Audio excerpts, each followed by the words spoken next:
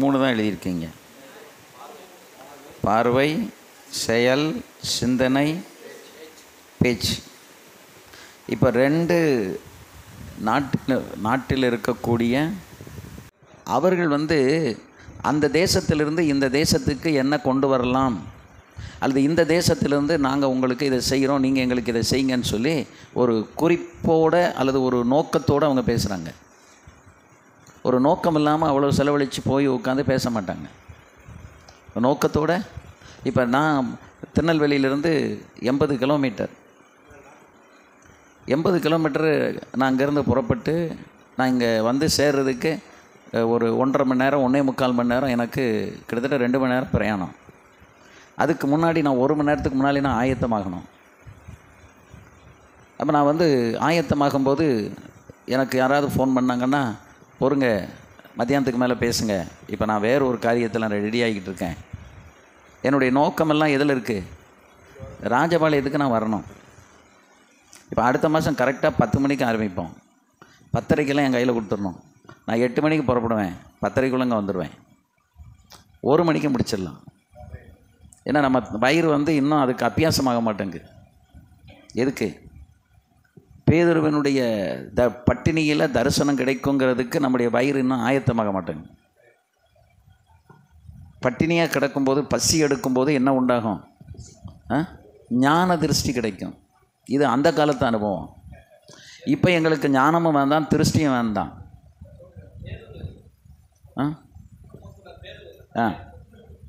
அதைத்தான் நான் சொல்லிக்கிட்டு இருக்கேன். அவன் மிகுந்த பசி அடைந்து சாப்பிட மனதாக இருந்தான். எப்போ நீங்கள் இந்த மாம்சத்துக்கு இடம் கொடுக்குறீங்களோ அப்போ வரைக்கும் உங்கள் மாம்சத்தை நீங்கள் மேற்கொள்ள முடியாது. சாது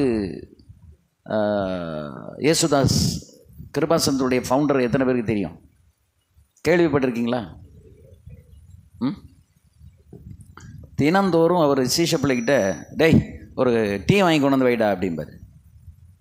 இவர் ஜப அறையில் உட்கார்ந்த உடனே ஒரு இடத்துல இப்படி சமணம் போட்டு உட்காந்துருப்பார்.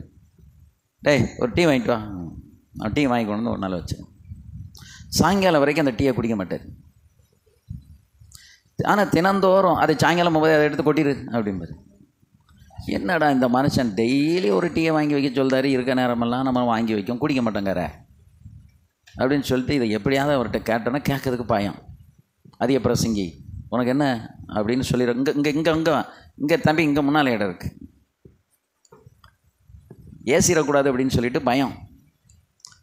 இருந்தாலும் ஒரு நாள் அவனுக்கு இது எதுக்கு தான், இதை ஏதோ ஒரு நன்மைக்கு தான் சொல்லுவார், இது என்னென்னு கேட்டுறணும் அப்படின்னு. ஐயா என்னடா ஐயா டெய்லி ஒரு டீ வாங்கி வைக்க சொல்லிங்க, அப்புறம் அந்த டீயை எடுத்து சாயங்காலம் போகையில் கொட்ட சொல்லியிருந்தீங்க, நீங்கள் குடிக்க மாட்டேங்கிறீங்க, ஒரு டீ காசு வேஸ்ட்டு தானே. ஏன்னா ரொம்ப சிக்கனமாக இருப்பாங்க பெரியாரெல்லாம். ஒரு லெட்டர் பிரிண்ட் பண்ணணும் அப்படின்னா அந்த தனித்தனியாக போட்டால் அதுக்கு ஒரு 10 காசு ஆகும். அது அந்த லெட்டரோட சேர்த்து எழுதுங்கப்பா, அப்படி போடுங்கம்மா, 10 பைசா கூட மிச்சம் முடிப்பாங்க. அதனால தான் அவர் சாகும்போது ஒரு பெரிய ட்ரஸ்ட்டை உண்டு பண்ணி, அவர் ஏற்கனவே பெரிய பணக்காரர் மகன் தான், ஒரு ட்ரஸ்ட்டை உண்டு பண்ணி ஏகப்பட்ட ப்ராப்பர்ட்டிஸை சென்னையில் சேர்த்து வச்சுட்டு போனார், வருங்காலத்தில் இந்த இயக்கத்துக்கு வேண்டும் என்று சொல்லி. அப்படி ரொம்ப சிக்கனம். அது மாதிரி அவரை பேசுறதை கூப்பிட்டா முதல்ல அது அப்போல்லாம் 100 பெரிய பணம். நீ கரெக்டாக அவங்ககிட்ட அந்த பணத்தை கொடுத்துறப்ப தான் நான் வருவேன் பாரு. நான் உனக்கு அங்கே பேசணும் அப்படின்னா நீ என்ன செய்யணும்? அந்த பணத்தை அங்கே கொடுத்துட்டியா? நான் கொடுத்துட்டேன் ஐயா, சரி நான் வந்துடுவேன், நீ போ. ரொம்ப சிக்கனமானாலும் எனக்கு பணத்தில் கராரான பேர்வழி. அப்படி ரொம்ப சிக்கனமாக இருந்ததுனால தான் லட்சக்கணக்கான சொத்துக்களையும் பணத்தையும் ட்ரஸ்ட்டுக்கு அவ்வளோத்தையும் அவர் தனக்குன்னு எதையும் எடுத்துக்கல, எல்லாத்தையும் அவர் அந்த 100 ரூபான்னு அங்கே போயிடணும், ட்ரஸ்ட்டுக்கு போயிடணும். இவர் ரொம்ப சிக்கனமான ஆள் தானே, ஆனால் ஒரு டீயை வேஸ்ட் பண்ணிக்கிட்டே இருக்காரே அப்படின்னு கேட்டார். ஐயா மன்னிச்சுக்கிடுங்க, எனக்கு இந்த ரகசியத்தை சொல்லி கொடுத்தீங்கன்னா நான் அது என்னென்னு தெரிஞ்சுக்கிடுவேன். என்ன ரகசியம்? டெய்லி ஒரு டீ வாங்கி வைக்க சொல்லி அப்போ சாயங்காலம் பயில கொட்டச்சுங்க. அதுடா நான் உட்கார்ந்த உடனே ஒரு டீ குடிக்கணும் போல் எண்ணம் வருது. டீ குடிக்கணும் போல் ஒரு எண்ணம் வருது. அந்த எண்ணம் வந்த உடனே ஜெய் டீ வாங்கிட்டு வா அப்படிங்க. அப்புறம் நான் யோசித்து பார்க்க, இந்த மாம்சம் என்னைக்கு தான் அடங்க போகுது? அந்த மாம்சம் நினச்சபடியெல்லாம் நான் இடம் கொடுத்தோம்னா நான் ஒரு ஊழியக்காரனாக இருக்க முடியுமா? அப்போ அந்த டீயை பார்த்துக்கிட்டு நான் குடிக்காமல் இருக்கணும். அப்போ தான் அந்த டீயின் மேலே எனக்கு என்ன வரும்? எனக்கு ஜெயம் வரும். அப்போ அந்த டீயை அதனால நீ அந்த டீ ஒரு டீ வேஸ்ட் ஆனாலும் பரவாயில்ல, நான் வேஸ்ட் ஆகிடக்கூடாது. என் மாமிசத்தை நான் ஜெயிக்கணும்டா. அதான் ரகசியம். டீயின் ரகசியம் என்னன்னா, என் மாமிசத்தை நான் ஜெயிக்கணும். இதை சாப்பிடணும் அப்படின்னு கையில் வாங்கிட்டோம், ஆனால் சாப்பிடக்கூடாது. அப்போ தான் அதை நம்ம ஜெயிக்கிறோம். எண்ணங்கள், நான் நேற்றுக்கு பேசின செய்தி அதுதான். அது பவர் ஆஃப் மைண்ட், சிந்தனையின் வல்லமை. சிந்தனைக்கு அவ்வளோ ஒரு வல்லமை இருக்கா? எண்ணங்கள், நமக்குள் உதிக்கிற எண்ணங்களுக்கு அவ்வளோ ஒரு வலிமையும் வல்லமை இருக்குதா? சிலர் சொல்லுவாங்க பார்த்தீங்களா, மனம் போல வாழ்வு அப்படிம்பாங்க. மனம் போல வாழ்வுனா அவன் எப்படி மனசில் நினைக்கானோ அப்படி தான் வாழ்வு. அடுத்தது சொல்லுவாங்க, அவன் பாருங்க அவன் மனம் போல சுத்திட்டலை தான். ஏன்னா அந்த மனசுக்கு வந்து ஒரு கண்ட்ரோல் கிடையாது. மனசுக்கு என்ன இல்லை? ஒரு கண்ட்ரோல் கிடையாது. நான் நேற்றுக்கு திருமங்கலத்தில் பேசும்போது சொன்னேன், ஒரு பைலட் விமானி அந்த ஒரு 270 பேர் அல்லது 300 பேர் 350 பேரை ஏற்றிக்கொண்டு, அவங்களுடைய உடைமைகள், அவங்களுடைய பிள்ளைகள் எல்லாத்தையும் ஏற்றிக்கொண்டு ஆகாயத்தில் பறக்கிறாங்கன்னா, டியூட்டியில் வந்து அந்த பேப்பரை வந்து அந்த ஃப்ளைட் டெஸ்பேச் மேனேஜர்கிட்ட வந்து அந்த பேப்பரை கையில் வாங்கிட்டார் அப்படின்னா, is under the control of the manager. அந்த ஃப்ளைட் டெஸ்பேச் மேனேஜருடைய கண்ட்ரோலுக்கு வந்துடுவார். அவர் எக்ஸ்பிளைன் பண்ணுவார், இதில் இத்தனை பேசஞ்சர்ஸ் இருக்காங்க, இந்த லிஸ்ட்டில் எழுதியிருக்கோம் இத்தனை பேசஞ்சர்ஸ், இந்த பேசஞ்சர்ஸுடைய வெயிட் இவ்வளவு, அவங்களுடைய கார்கோ வெயிட் இவ்வளவு, ஃபியூவல் வெயிட் இவ்வளவு, இத்தனை கேலன் இல்லை இத்தனை டன் பெட்ரோல் இதில் நம்ம போட்டிருக்கிறோம். நீங்கள் இந்த ரூட்டில் போகிறீங்க, இது அதில் ரூட் இருக்குது ஆகாயத்தில், gamma delta alpha gamma delta அப்படின்னு சொல்லிட்டு ரூட் இருக்குது. அப்போ நீங்கள் இந்த ரூட்டில் போகிறீங்க, இந்த டெல்டாவில் நீங்கள் போகும்போது இடையில் வந்து உங்களுக்கு ஒரு இடத்துல பனிப்புயல் வரக்கூடிய சான்ஸ் இருக்குது. அது முன்கூட்டியே அங்கே எழுத்தில் கொடுத்துருவாங்க. அந்த இடத்துல நீங்கள் போகும்போது கவனமாக போகணும் அப்படின்னு சொல்லி எல்லாம் இன்ஸ்ட்ரக்ஷனையும் கொடுத்து, அந்த பைலட் வந்து இப்போ இந்த ஃப்ளைட் டெஸ்பேச் மேனேஜருக்கு கொஞ்சம் சந்தேகம் வந்துட்டு அப்படின்னா, அவர் ஒரு சின்ன ஸ்ட்ரிப்பை எடுத்து அவரை ஊத சொல்லுவார். ஃபோனை ஊதும்போது அது நேரம் மாறிச்சு அப்படின்னா டியூட்டி கிடையாது. அவர் குடிக்கலாம், ஆனால் அவர் குடித்து எத்தனையோ மணி நேரம் அதுக்கு பிறகு தான் அவங்க டியூட்டிக்கு வரணும். அலுப்பில் அவங்க சில இதெல்லாம் எடுப்பாங்க, லிக்கர்லாம் எடுப்பாங்க. அது போதை ஏறுகிற அளவுக்கு இல்லை, அவங்களுக்கு உடலுக்கு தகுந்த மாதிரி இருக்கும், அது அனுமதி. ஆனால் டியூட்டிக்கு வரும்போது அந்த போதையினுடைய எந்த ஒரு தாக்கமும் இருக்கக்கூடாது. அதை ஊத சொல்லி ஊதும்போது அது கலர் லேசாக மாறிட்டு அப்படின்னா, ஐம் சாரி, இன்றைக்கி நீங்கள் டியூட்டிக்கு போக முடியாது, இங்கே போய் ரெஸ்ட் எடுங்க அப்படின்னு சொல்லி வேறு பைலட்டை தான் போடுவாங்க. அப்படி எல்லாம் பயங்கரமான கண்ட்ரோல்.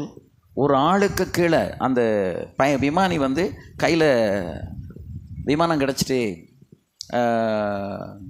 அந்த அது ஆட்டோ பைலட் அப்படிம்பாங்க. அந்த இதை ஸ்டீரிங்னு நம்ம காருக்கு சொல்கிறோம், ஆனால் பிளெயினுக்கு வந்து ஸ்டீரிங்னு சொல்ல மாட்டாங்க. அதை அவர் கையில் கிடச்சிட்டுங்கிறதுக்காக ஒரு மனம் போலெல்லாம் அதை ஓட்ட முடியாது. எத்தனை ஆயிரம் அடி போகலாம்னு சொல்லி அங்கே எழுதியிருக்கோம், அத்தனை ஆயிரம் அடியில் தான் பறக்கணும். திடீரென்று ஒரு பனிப்புயல் வருது, அல்லது மேகத்திட்டுகள் இருக்குது, ஒரு 5000 அல்லது 10,000 அடி உயர பறக்க வேண்டிய சூழல் வருது அப்படின்னா, அவர் விமானத்தை டக்குன்னு 10,000 அடிக்கு மேலே தூக்க முடியாது. அவர் அங்கேருந்து கீழே இங்கே கொடுக்கணும். எல்லாம் அந்த ரேடியோ டெலிஃபோனில் பேசுவாங்க, இப்படி எனக்கு இங்கே பயங்கரமான பனிப்புயல், எனக்கு இதில் கடந்து போக முடியாது, நான் 10,000 அடி மேலே தூக்கணும், எனக்கு பெர்மிஷன் வேணும். அவங்க உடனே ஏவியேஷன் டவர்லேருந்து மினிஸ்ட்ரி ஆஃப் ஏவியேஷன் அங்கே சொல்லி மந்திரிக்கு போய் இந்த ஃப்ளைட் இந்த இடத்துல ரொம்ப தப்பிச்சு கிடக்கு, அது ஒரு 10,000 அடி மேலே பெர்மிஷன் கொடுக்கணும். உடனே இதெல்லாமே வந்து ஒரு 2-3 மினிட்ஸில் நடந்துடும். டக்குன்னு எல்லாமே அந்த ரேடியோ டெலிஃபோனில் தொடர்பு கொண்டு உடனே கிராண்டட் அப்படின்னு சொல்லிவிட்டு இமெயில் அனுப்பிடுவாங்க, மெசேஜ் போயிடும், ரெக்கார்ட்.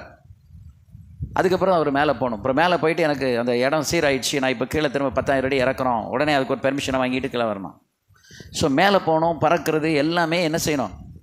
Under control. அப்படி ஒரு கண்ட்ரோலாக இருந்தால் தான் அந்த விமானத்தை கிளப்பி கொண்டு போய் ஒரு இடத்துல சேர்த்து பயணிகளை இறக்கி விட முடியும். விமானம் கையில் கிடச்சிட்டுங்கிறதுக்காக ஜாலியாக அவர் ஓட்டிக்கிட்டு போக முடியாது. அவருக்கு பக்கத்தில் ஒரு கோ பைலட் இருப்பார். இவருக்கு ஏதாவது ஒன்று அப்படின்னா அந்த கோ பைலட் வந்து அதை டேக் ஓவர் பண்ணிக்கிடுவார். ஏதாவது கோளாறு வந்துட்டு அப்படின்னா ஃப்ளைட் என்ஜினியர் அதுக்கு அடுத்து உட்காந்துருப்பார். ஸோ ஃபஸ்ட்டில் வந்து பைலட் இருப்பார், இந்த பக்கத்தில் கோ பைலட், இந்த பக்கம் பைலட், இந்த பக்கம் கோ பைலட். இவங்களுக்கு நேராக பின்னாடி ஒரு ஃப்ளைட் என்ஜினியர். திடீர்னு ஏதாவது ஒரு எமர்ஜென்சின்னா அவர் அதை ரிப்பேர் பண்ணுறது. இந்த 3 பேர் இல்லாமல் என்ன ஆகாது, ஃப்ளைட் வந்து மேலே பறக்காது.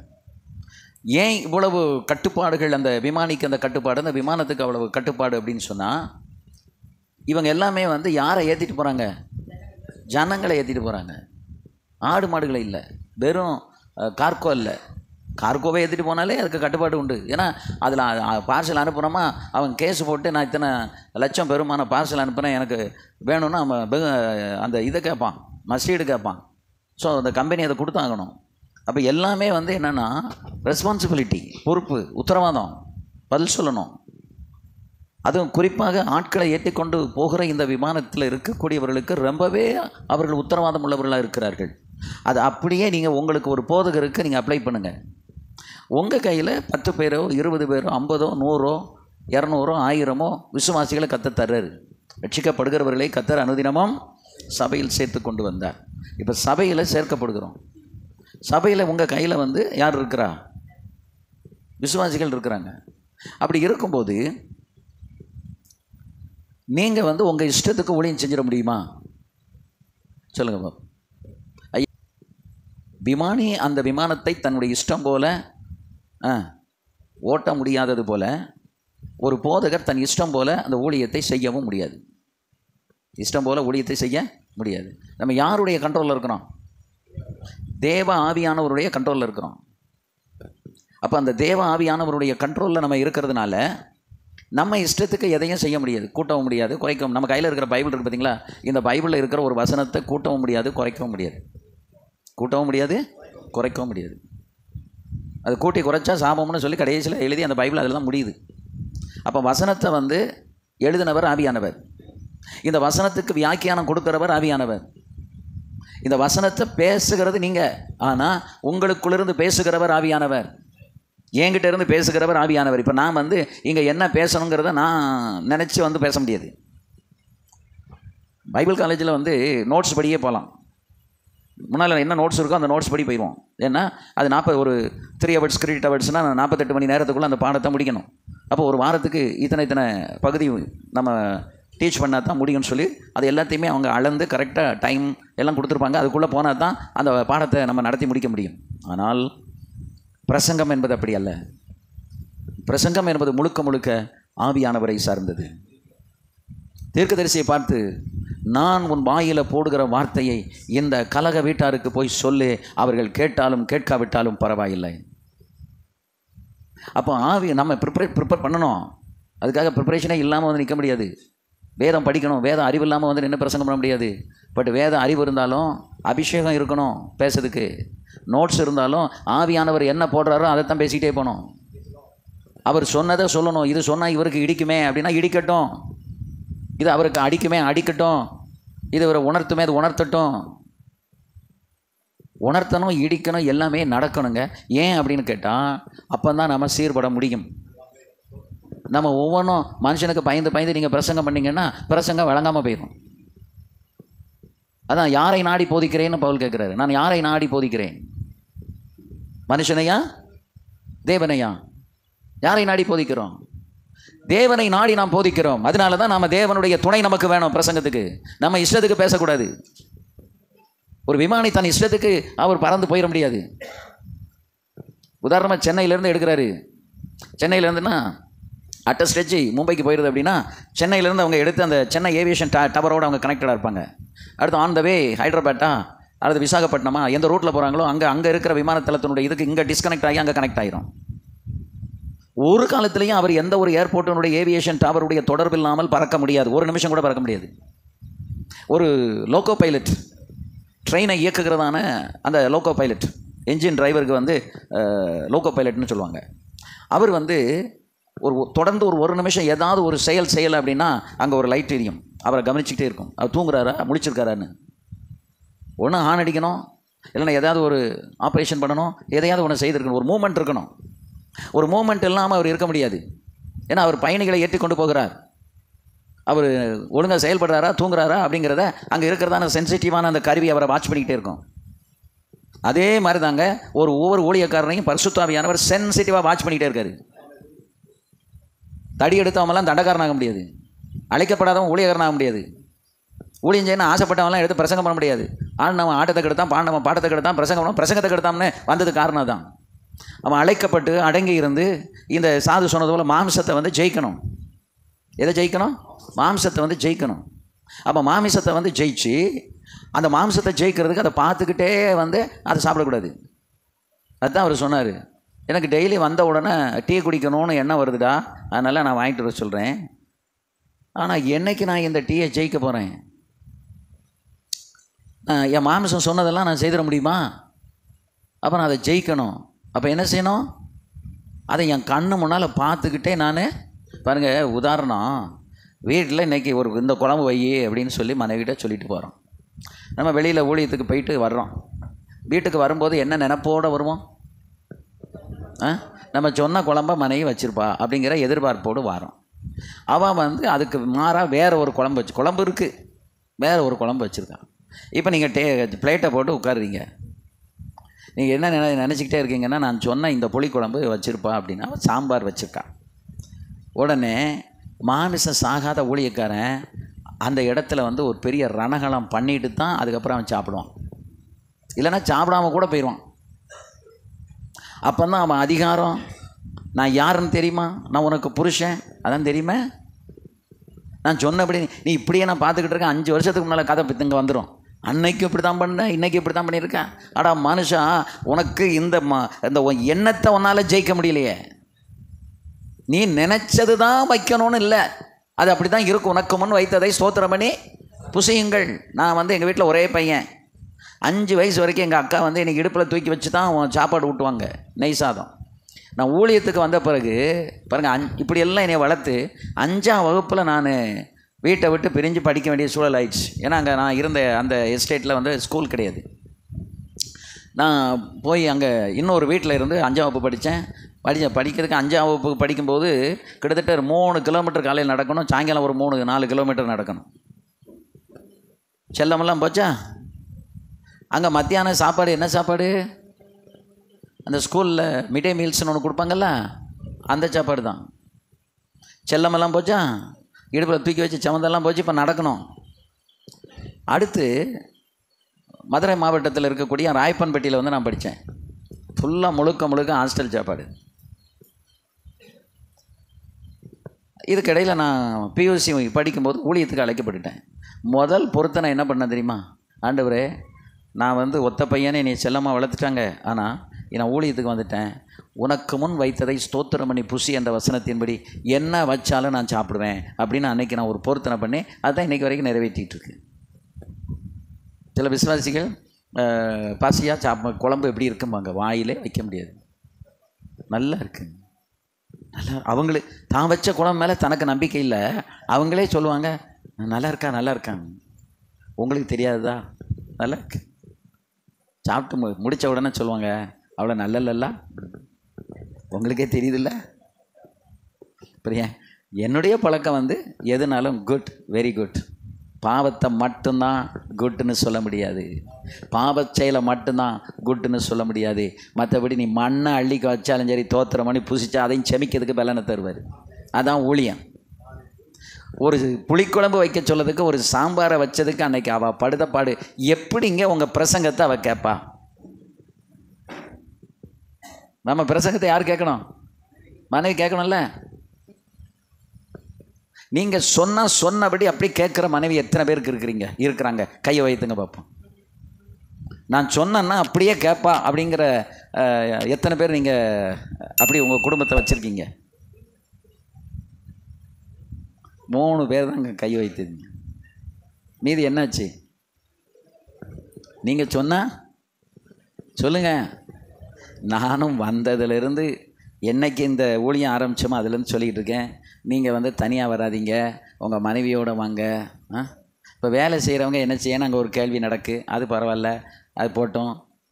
நீங்கள் கொண்டு போய் கரெக்டாக சின்சியராக என்ன இன்றைக்கி பேசப்பட்டதுன்னு போய் மனைவிக்கிட்ட ஷேர் பண்ணணும். அந்த மனைவியோடு நீங்கள் வந்து உட்கார்ந்தா தான் அவங்களுக்குரிய போதனையை ஆண்டவர் கொடுத்து அவங்கள மறுரூபத்துக்குள்ளே கொண்டு வருவார். நீங்கள் உங்கள் ஊழியம் சக்ஸஸ் ஆகணும்னா ஒரு பேசிக் பிரின்சிபல், அடிப்படையான நம்பர் 1 என்ன தெரியுமா?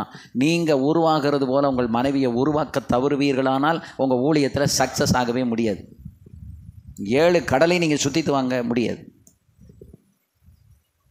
உங்கள் மனைவி உங்களுக்கு எல்லா விதங்களையும் ஒத்துழைச்சி உங்களுக்கு நல்ல ஊழியத்தில் கோஆப்ரேட் பண்ணணும், ஊழியம் நல்லா இருக்கணும் அப்படின்னு சொன்னால் நீங்கள் உருவானது மாதிரி யாரை உருவாக்கி இருக்கணும் சொல்லுங்கள்? மனைவியை உருவாக்கி இருக்கணும். ஆனால் நிறைய பேருக்கு, ஒரு சிலரை தவிர நிறைய போதகர்களுக்கு மனைவி உருவாகணுங்கிற அந்த எண்ணம் இல்லை. சிலருக்கு பயம், இவ்வளோ உருவாக்குனா இவன் நம்ம தலையிலே கை வச்சுருவாளோ அப்படின்னு. நீங்கள் அபிஷேகம் பெற்றவங்க கண்டிப்பாக யாரும் உங்கள் தலையில் என்ன வைக்க முடியாது? கை வைக்க. அப்படின்னா என்ன அர்த்தம்? உங்கள் இடத்த நீங்கள் பிடுங்க முடியாது, உங்கள் ஸ்தானத்தை யாரும் பிடுங்க முடியாது. நீங்கள் நல்லா கவனித்து பாருங்கள். தாவீதனுடைய ஸ்தானத்தை அவன் அப்சலோம் பிடுங்கணும்னு நினச்சான். ஆனால் அப்சலோமால் பிடுங்க அவன் விட்டு கொடுத்துட்டு ஓடனான். Because he is a spiritual man. ஒரு ஆவிக்குரியவன் யார்? தாவீது. கோலியாத்தை ஜெயிச்சவன் மகனை ஜெயிக்க முடியாதா? கோலியாத்தை நேருக்கு நேராக எதிர்கொண்டு அவன் என்ன செஞ்சான்? பட்டயத்தை எடுத்து அவனை ஜெயித்தான். ஆனால் தன் மகன் என்று சொன்ன உடனே அவன் பட்டயத்தை கிளை போட்டு காலைல செருப்பு கூட போடாமல் கீதர் நாட்டை கடந்து ஓடி போயிட்டான். ஏன் தெரியுமா? இவன் எனக்கு முன்னால் நான் அதாவது இந்த அப்சலோம் எனக்கு சமமானவனா? இல்லை.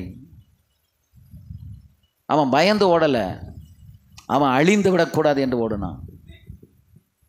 சவுலுக்கு அவன் பயந்து ஓடலை, ஆனால் தன் அபிஷேகம் போயிடக்கூடாது, அது தன் காலம் வருவதற்கு முன்பு அந்த ஸ்தானத்தில் போயிடக்கூடாது. ஏடா கூடமாக மாமிசம் மேற்கொண்டுட்டுனா அவனை பக்கத்தில் இருக்க ஆயுதாரி சொன்ன மாதிரி ஒரே போட்டுருவான். இவன் செய்ய வேண்டாம், அவன் கூட இருக்கவன் செஞ்சிருவான். தேவ சித்தம் இல்லாமல் அவனை அழித்து விடக்கூடாது என்பதிலே அவன் வெளிப்பாடு உள்ளவனாக இருந்தான், விழிப்போடு கூட இருந்தான். ஒருத்தன் அழிக்கணும், தேவ சித்தம் இருந்தால் அவன் தன்னால் அழிவான். இவன் வீட்டை விட்டுட்டு ஓடுனாங்க, தன் பிள்ளைக்கு பயந்து ஓடுனானா? எதுக்காக ஓடுனான்? எதுக்காக விட்டு கொடுத்தான்? அந்த அப்சலோம் தன்னை ராஜாவாக பிரகடனப்படுத்தினானே, இந்த தாவீதுக்கு துரோகம் பண்ணி அகிதோப்பேல் போய் கூட சேர்ந்துட்டான். அப்படியெல்லாம் கூட அவங்க சேர்ந்தாலும் அவர்கள் அந்த அப்சலோமால ஜெயிக்க முடிந்ததா? முடியவில்லை. ஏன்? He is in the hands of God. David in the hand of God. தாவீது கர்த்தருடைய கரத்தில் இருக்கிறவன். அவனை தன் மகனோ மனைவியோ மீகாலும் ஜெயிக்க முடியல, மாமனாரும் ஜெயிக்க முடியல, மகனும் ஜெயிக்க முடியல. ஆமென். அல்லேலூயா. தைரியமாக மனைவியை உருவாக்குங்க. மனைவியை உருவாக்குறதுல சில இலக்கணங்கள் இருக்குது, அந்த இலக்கணத்தின்படி நீங்கள் உருவாக்குங்க.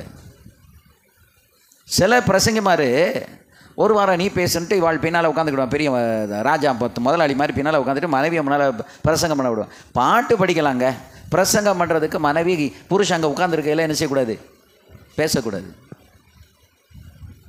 அந்த ஒழுக்கத்தோடு மனைவியை பயன்படுத்தணும், அந்த ஒழுக்கத்தோடு மனைவியை உருவாக்கணும். அப்போ தான் நமக்கே ஒரு சங்கடமான சூழ்நிலைகள் வரும்போது அல்லது ஊழியங்கள் விரிவடையும் போது பக்கம் முழிச்சுக்கிட்டு இருக்க மாட்டோம். நம்ம பாதி ஊழியத்தை யார் செய்வா? மனைவி செய்வா. ஏன்னா அவள் அழைக்கப்பட்டவா. அவள் ஒரு சோறு பொங்கி போட்டு 2 பிள்ளையை பற்றி வளர்க்குறதுக்காக மட்டும் அவளை கத்தர் உங்களோட சேர்க்கலை. உங்களுக்கு இணையாக நின்று அவள் ஊழியம் செய்வதற்குத்தான் அவளை கத்தர் அழைத்திருக்கிறார். அதான் அழைக்கப்பட்டவளை கல்யாணம் முடிக்கணும். மூக்கு நீண்டு இருக்கு, அழகாக இருக்குது, முடி நீளமாக இருக்குது, மாமனார் வீட்டில் நிறைய சீதனம் கொடுப்பாங்க, சர்ச்சை கட்டி கொடுப்பாங்க. இதுக்கு கட்டினா அவன் சர்ச்சை கட்டி கொடுத்துட்டு மாமனார் அவன் தலையில் வேறி நிற்கும் போது உன்னால் ஒன்றும் செய்ய முடியாது. உனக்கு சர்ச்சை கட்டி கொடுக்கறது, சபைக்கு ஆளை கொண்டு வர்றது, உன்னை உபயோகப்படுத்துறது, உன் வாயில் வார்த்தையப்படுறதெல்லாம் அது தேவனாகிய கர்த்தர். அது மாமன் யாரும் அல்ல, மனைவி யாரும் அல்ல. மனைவி அதுக்காக நீ உருவாக்காமல் கீழே போட வேண்டாம். அவளுக்கு கொடுக்குற தாளந்துகள் வெளிப்பட வேண்டும். அந்த தாளந்துகள் வெளிப்படும் போது அந்த மனைவி எப்படிப்பட்டவளுக்கு குணம் எப்படிப்பட்டவா? புருஷனுக்கு முன்னால் நடனமாட நினைக்கிறவளா? 45 வருஷம் எங்கள் பாசையாக கூட இருந்திருக்காங்க. ஒரு நாள் கூட அவங்கள வச்சுக்கிட்டு நான் ஒரு மணி நேரம் பிரசங்கம் பண்ணது கிடையாது. அதோ எங்கள் பாசையாவுக்கு சீனியரான எத்தனையோ பேருக்கு முன்னால் கூட நான் அவங்க சபைகளில் போய் பிரசங்கம் பண்ணியிருக்கேன். ஆனால் எங்கள் பாசையா சர்ச்சில் அவங்க இல்லாத நேரத்தில் பண்ணுவேனே முடியும், அவங்க இருக்கும்போது நான் ஒரு பிரசங்கம் பண்ணது கிடையாது. அவங்க இருந்த நாற்காலியில் நான் கடைசி வரைக்கும் இருந்தது கிடையாது. சில ஒழுக்கங்களை கை கொண்டா தான் கத்தர் உங்களை பயன்படுத்துவார். ஒழுக்கம் இல்லாதவனை கத்தர் பயன்படுத்த மாட்டார். சில கொள்கைகள் இருக்கணும், சில பிரின்சிபிள்ஸ் இருக்கணும். அந்த பிரின்சிபிள்ஸை நம்ம கரெக்டாக கை கொண்டா உனக்கு உயர்வு தானாக வரும். நீ அதை கை கொள்ளலை அப்படின்னா கண்டிப்பாக எத்தனை பேர் உயர்த்தணும்னு நினச்சாலும் உயர்வு வராது. நம்ம இருக்க வேண்டிய ஸ்தானத்தில் இருந்தோன்னு வைங்களேன், கர்த்தர் நம்மளை உயர்த்த வேண்டிய ஸ்தானத்தில் உயர்த்துவார், உபயோகப்படுத்த வேண்டிய ஸ்தானத்தில் உபயோகப்படுத்துவார். குறுக்கு வழியில் ராஜாவாகணும்னு நினச்சான் அப்சலோம். அப்சலோம் ராஜாவாகணுங்கிறது தேவனுடைய திட்டத்திலே கிடையாது. It is not in the book of God that he should become a king. தேவனுடைய திட்டத்தில் எது இல்லை. ஈவன் அப்சலோம் வந்து ராஜாவாகணுங்கிறது தேவனுடைய சித்தத்திலையும் இல்லை, தேவனுடைய திட்டத்திலையும் இல்லை, தேவனுடைய ஆதீனத்தில் தீர்மானிக்கவும் படலை. தேவ தீர்மானம் இல்லாமல், தேவ தீர்மானத்துக்கு உட்படாமல், தேவன் நியமிக்காம, தேவ சித்தம் இல்லாதம ஒருத்தர் ராஜாவாயிர முடியுமா? இஸ்ரவேல்ல முடியாது, விட மாட்டார் அவரு. Because we all are under control of God. நம்ம எல்லாரும் யாருடைய கண்ட்ரோலில் இருக்கிறோம்? தேவனுடைய கண்ட்ரோல். ஏன் நம்ம அங்கங்கே அலக்கழிக்கப்பட்டு ஓடுதோம் அப்படின்னா, உங்கள் மாம்சம் என்ன சொல்லுதோ அந்த மாம்சத்துக்கு கீழ்ப்படிந்து அடங்காப்படாரியா போய் தான் அடங்கிறதுக்கு இன்னைக்கு மனசு இல்லை. போன வாரத்தில் புதன்கிழமை கரூரில் பேசினேன். அது புதுசாக அந்த சர்ச்சுக்கு நான் போயிருந்தேன். ஒரு 15 ஊழியக்காரங்க தான் வந்திருந்தாங்க. 10:50 நாங்கள் போயிட்டோம். அப்போ அதை ஆர்கனைஸ் பண்ணவர் சொன்னார், பாஸ்டர் நம்ம ஆட்களை பற்றி அவங்களுக்கு தெரியுமே, ஒரு 11 மணிக்கு ஆரம்பிப்போம், அப்போ தான் எல்லாம் வருவாங்க. அப்புறம் 1 மணிக்கு எல்லாம் சாப்பிட்டுட்டு ஓடணும்னு நினைப்பாங்க. சரி எப்படி நடக்குன்னு பார்ப்போம். எப்படி நடந்தாலும் சரியா, எனக்குள்ள வார்த்தை இருக்கிற வரைக்கும் நான் பேச போகிறேன். நான் எம்டி ஆகிட்டேன்னா நான் நிறுத்திடுவேன். அதுக்கு மேலே என்னை பேச சொன்னாலும் நான் பேச மாட்டேன். ஆனால் அதுக்கு முன்னால் என்னை நிறுத்த சொன்னாலும் நான் நிறுத்த மாட்டேன். நான் கர்த்தருடைய கையில் விழுந்து விட்டேன் என்று சொன்னால் அப்புறம் என்னை பயன்படுத்துகிறவர் கர்த்தர். நீங்கள் என்ன செஞ்சாலும் எனக்கு அதை பற்றி கவலை இல்லை. நான் மனுஷனை நாடி போதிக்கலை. நீங்கள் ஆரம்பிங்க பார்ப்போம் அப்படின்னு சொல்லிட்டு நான் போய் உட்காந்துட்டேன். கரெக்டாக 11 மணிக்கு ஒரு பாட்டை படித்தாங்க. பாட்டை படித்து அவர் ஃப்ரண்ட் லைனில் வந்து உட்காந்துட்டார். எப்போவுமே நடத்துகிறவங்க வந்து உள்ளே இருக்க மாட்டாங்க. இப்போ நான் வந்து பிரசங்கம் பண்ணதுக்கு ஆரம்பிச்சிட்டேன். எனக்கு ஃபோன் அடிக்குது. உடனே ஃபோனை தூக்கிக்கிட்டு அப்படி வெளியே போகிறேன். பேசிட்டு சரி நான் இப்போ மீட்டிங்கில் இருக்கேன், நான் பிறகு பேசுகிறேன் அப்படின்னு சொல்லிட்டு திரும்பி வந்து ஃபோனை வச்சுட்டா திரும்ப கண்ணி பண்ணுமா பேசுகிறேன். திரும்ப ஒரு மணி நேரம் கழித்து திரும்ப ஒரு ஃபோன் வருது. திரும்ப ஒரு பாத்ரூம் போகணும். அப்புறம் பாத்ரூம் போயிட்டு வரேன். நீங்கள் உட்காந்துக்கிட்டே இருக்கிய, நான் போயிட்டு வந்துக்கிட்டு பிரசங்கம் பண்ணிக்கிட்டு தான் என்ன லட்சணமாக இருக்கும் சொல்லுங்கள்? எப்படி இருக்கும்? அது தேவனுடைய ஒழுக்கத்துக்கு உட்படுமா? ஆசாரியன் அந்த பலி செலுத்துவதற்கு உள்ளே போயிட்டான், பரிசுத்த ஸ்தலத்துக்குள்ளே போயிட்டான்னா இந்த காரியங்கள்லாம் நடக்குமா? நடக்க முடியுமா? கூட்டத்தில் வந்து உட்காந்தாச்சுன்னா வரும்போதே பாத்ரூம் போயிட்டு பாடியை க்ளீன் பண்ணி ரெடியாக தண்ணியை குடிச்சிட்டு பாத்ரூம் போயிட்டு வந்து உட்காந்தோன்னா 2 மணி நேரமாக 3 மணி நேரமாக ஆவியானவரே என் பாடியை நீங்கள் பொறுப்படுங்க, நான் எந்திரிக்க கூடாது. அந்த ஒழுக்கத்தில் யார் இருக்காங்களோ அவங்கள தான் கர்த்தர் பயன்படுத்துவார். 72 தடவை இந்த கூட்டத்தை விட்டு எழும்பி போனால் கர்த்தர் சக்கையாக இந்த கரும்பு சக்கை சவச்ச மாதிரி சவச்சே தூணு துப்பிட்டு போயிடுவார். தேவ சமூகத்தில் ஒழுங்கா இருக்க தெரியாதவனை அவர் கையில் எடுத்து பயன்படுத்த மாட்டார். அவருடைய வாய்களை கர்த்தர் வார்த்தையை போட மாட்டார். அவன் அலக்களிக்கிற ஆவி உள்ளவன். இவன் ஒன்றையும் உருப்படியாக செய்ய மாட்டான். ஆண்டவருக்கு தெரியும். பிகாராலா தூரிவி கசியாரா நமா ரியக்கலா சுல்தர ரபௌடி கபாசியாலா பக்கமாதியானா இம்பர கபாஷால ரபௌதி யாரா கமலாதியார் அங்கர பாஷபரபரக்கமா. நம்ம எல்லாருமே யாரோடு கனெக்ட் ஆனவங்க தெரியுமா? தேவ ஆவியானவரோடு கனெக்ட் ஆனவங்க. 72 தடவை நம்ம வெளியே எந்திரிச்சு போய்கிட்டு இருந்தா இரிட்டேட்டிங். போதகருக்கு இரிட்டேஷனாக இருக்கும்னா தேவ ஆவியானவருங்க அசைவாடிக்கிட்டு இருக்கிறவருக்கு எவ்வளோ இரிட்டேஷனாக இருக்கும், எவ்வளோ கஷ்டமாக இருக்கும் சொல்லுங்க பார்ப்போம். ஒரு ஆஃபீஸில் கரெக்டாக வந்து 10 மணிக்கு இருக்கணும்னா 10:30 வரைக்கும் அவங்க வரலாம், பிந்தி வரலாம். 10:30க்கு அந்த அட்டண்டன்ஸ் நேராக சூப்பரண்டு மேசைக்கு போயிடும். நீங்கள் ஆஃபீஸில் வேலை பார்த்தவங்க, ரிட்டையர்ட் ஆகி வந்தவங்க இருப்பாங்க, ரிசைன் பண்ணிட்டு வந்தவங்க இங்கே இருப்பீங்க, உங்களுக்கு தெரியும். அதுக்கு பிறகு அது 5 நிமிஷம் பிந்தி வந்தாலும் அன்றைக்கி என்னது ஆப்சண்ட் தான். லீவ் போட்டுட்டு வீட்டுக்கு போட்டுருவாங்க. என்ன அவசரமான வேலை இருந்தாலும் சரி, வேண்டாம் நீ போ, லீவை போடு, லீவ் லெட்டரை கொடுத்துட்டு போன்றுவாங்க. 5 நிமிஷம். 10:30 மணினா 10:30க்கு சைன் பண்ணியிருக்கணும், 10லேருந்து 10:30க்குள்ளே. அதுக்கு பிறகு வந்து அந்த அட்டண்டன்ஸ் வந்து சூப்பரண்டர் டேபிளுக்கு போயிடும். அங்கே போய் கேட்டு அங்கே போய் போட முடியாது. அவ்வளோதான், அதோட முடிஞ்சிச்சு. ஒரு தடவை இடையில எழுப்பி போகலாம். 10:30 மணிக்கு சீட்டில் வந்து உட்காந்தா ஸ்ட்ரிக்டான ஒழுங்கான சூப்பரண்ட் அந்த அந்த நிர்வாகத்தை கவனிக்கிறவரானா இடையில ஒரு தடவை பாத்ரூமுக்கு போயிட்டு வரலாம். அது அவர் போகிறதையும் கவனிப்பார், வந்து உட்காரதையும் கவனிப்பார். செல்லெல்லாம் பேசுகிறதுக்கு அவங்க அனுமதிக்க மாட்டாங்க வேலையில். கவர்மெண்ட் ஆஃபீஸாக இருக்கட்டும், ப்ரைவேட் ஆஃபீஸாக இருக்கட்டும், ஈவன் சூப்பர் மார்க்கெட்டில் வேலை செய்தவங்களாக இருக்கட்டும். கூட ஒரு தடவை எழுமுனா மிஸ் இங்கே வாங்க அப்படின்னு கேட்பாங்க. வேலை செய்ய வந்த எல்லாம் ஓயாமல் ஃபோன் பேச வந்தீங்களா? இனிமேல் அதெல்லாம் வச்சுக்கிடாதீங்க, செல்லை ஆஃப் பண்ணுங்க. சூப்பரண்டு சொல்லிடுவார். சூப்பரண்டே 4 தடவை வெளியே போய் ஃபோன் பேசுகிற ஆளாக இருந்தால் நம்மளே கேள்வி கேட்பா, நீ நான் 4 தடவை போகிறேன், நீ 8 தடவை போகணும்னு விட்டுருவார். உங்கள் வாழ்க்கையில் ஒழுக்கம் இருந்தால் தாங்க சபையில் ஒழுக்கத்தை கொண்டு வர முடியும். இதான் நிறைய சபைகளில் ஜாமர்னு ஒன்று வச்சுருக்காங்க. ஆலயத்தினுடைய ஏரியாவுக்குள்ளே வந்த உடனே செல்ஃபோன் ஒர்க் ஆகாது, ஜாம் ஆயிரும். அப்புறம் அதை தாண்டி ஒரு எல்லையை தாண்டி போனால் தான் என்ன ஆகும், அதான் அது ஒர்க் ஆகும். இல்லைன்னா ஆட்டோமேட்டிக்காக அது ஜாம் ஆயிரும். அது பேர் தான் ஜாமர் அப்படின்னு. இனி வரும் நாட்களில் ஜாமர்லாம் வைக்கணும். இப்போ சபையில் நான் சொல்லிட்டு தான் இருக்கேன். சும்மா எந்திரிச்சு இப்படி செல்ஃபோனை எடுத்துக்கிட்டு இருந்தாக்கில் இப்படி வச்சுக்கிட்டு பாஸ்டருக்கு தெரியாதோ நீ எதுக்கு போகிறேன்னு மசூதியில் கீழே போட்டுட்டு போயிடணுங்க. உள்ளே போகும்போதே கீழே செல்ஃபோனை போட்டு அவன் 10 நிமிஷம் தான் தொழுவான். அந்த 10 நிமிஷம் கான்சன்ட்ரேட் பண்ணி அவன் தொழுவான். நம்மளை மாதிரி இல்லை. எந்த நேரத்தில் நான் திருவனந்தபுரம் ஏர்போர்ட்டில் ஏறிக்கிட்டு இருக்கேன் மேலே படியில், அதாவது அவங்கள மிஷினரியை கொண்டு போய் உள்ளே அனுப்பி விட்டுட்டு, அப்போ என்னுடைய பிரதர் எல்லாம் அங்கே ஃப்ளைட் டெஸ்பேச் மேனேஜராக இருந்தார், மிஸ்டர் பாஸ்கர். அவங்க ரூமுக்கு நான் படியில் ஸ்டெப்பில் ஏறி போய்கிட்டு இருக்கேன். போகும்போது எனக்கு முன்னால் ஒரு முகமதியர் போய்கிட்டு இருந்தார். இப்படி ஏறி அந்த லேண்டிங்கில் இப்படி திரும்பணும். அந்த நேரம் வாங்கு ஒலிச்சது. அப்படியே அந்த இடத்துல எல்லோரும் வந்துக்கிட்டு இருக்காங்க. டவல் எடுத்தார், அடித்தார், அந்த ஆக்கில் போய் நமாஸ் பண்ண ஆரம்பிச்சிட்டாரு. நான் அப்படி ஒரு நிமிஷம் நின்று பார்த்தேன். ஒரு கிறிஸ்தவன் அப்படி அந்த இடத்துல நின்று நம்ம ஜெபம் பண்ணுவான். ஆனால் ஒரு முகமதி எனக்கு அந்த சத்தம் கேட்ட உடனே அசையறதுக்கு முடியல. என்ன பண்ணணும்? அந்த இடத்துல அவன் முழங்கால் போட்டு நமாஸ் பண்ணணும்.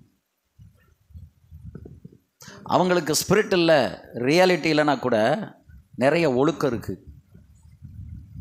ஒரு தொழுகைக்கு போகும்போது எல்லாம் செருப்பை கழட்டின மாதிரி அங்கே செருப்புக்கு பக்கத்தில் எதை போட்டு போனோம்?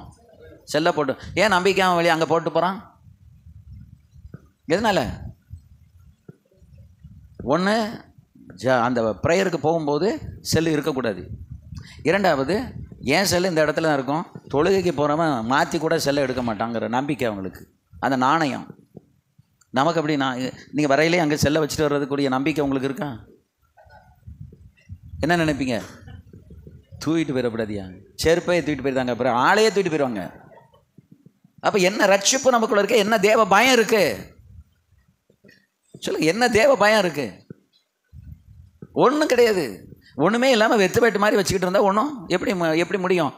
இந்த காலங்களில் நீங்கள் பார்த்தீங்கன்னா மனைவனுடைய ஒத்துழைப்பு இல்லாமல் நிறைய போதர்கள் இன்னைக்கு தவித்து கொண்டிருக்கிறார்கள். ஏன் தெரியுமா? மனைவியை அந்த தான் எப்படி இந்த ஆட்டிடியூடில், இந்த ஒரு பழக்கத்தில், இந்த நடைமுறையில் எப்படி உருவாக்கி வந்தனோ அதுபோல் என் மனைவியும் உருவாக வேண்டும் என்று அந்த போதகருக்கு கவலை இல்லை. ஊழியத்தில் நமக்கு முதல் துணை யாரு சொல்லுங்கள்? இமீடியட் ஹெல்ப்பர் ஹெல்ப்மேட் யாரு சொல்லுங்கள்? வாயை திறந்து சொல்லுங்கள். மனைவி தான். இப்போ அசிஸ்டண்ட்டையும் நம்ம உருவாக்காமல் அசிஸ்டண்ட்டை வச்சு அவன் நம்மளை உருவ குத்திடுவான். அசிஸ்டண்ட்டையும் உருவாக்கணும், டிரைவரையும் உருவாக்கணும், மனைவியும் உருவாக்கணும், பிள்ளைகளையும் உருவாக்கணும். உருவாகாதவங்களால் உருவத்தான் குத்தப்பட்டுக்கிட்டே இருப்போம். உருவானவங்க அப்படின்னா ரொம்ப கண்ணும் கருத்துமாக இருப்பாங்க. அதான் பேதுருவை அவர் உற்று நோக்கினார். இந்த அப்சலோம் அழகானவன், அவனுக்கு முடி நிறைய இருக்கும். அந்த அழகுல தாவீதை என்ன செஞ்சிட்டான்? மயங்கிட்டான்.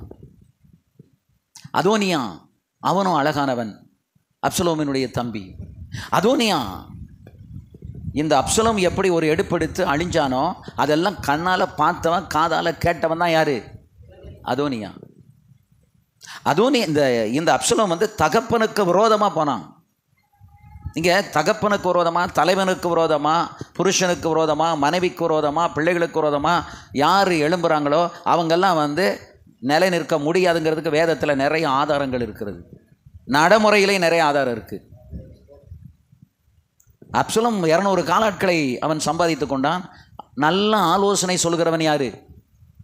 அகிதோப்பேல். அவன் நல்ல ஆலோசனை சொல்லுகிறவன். ஆசாரியன் நல்ல உறுதுணையாக இருந்தவன் தாவீதுக்கு. அவங்க எல்லாம் படைத்தலைவன், ஆசாரியன், ஆலோசனைக்காரன் 3 பேரும் யாருக்கு விரோதமாக எழும்பிட்டாங்க? தாவீதுக்கு விரோதமாக எழும்பி அவனோடு அப்சலமோடு போய் சேர்ந்து கொண்டார்கள்.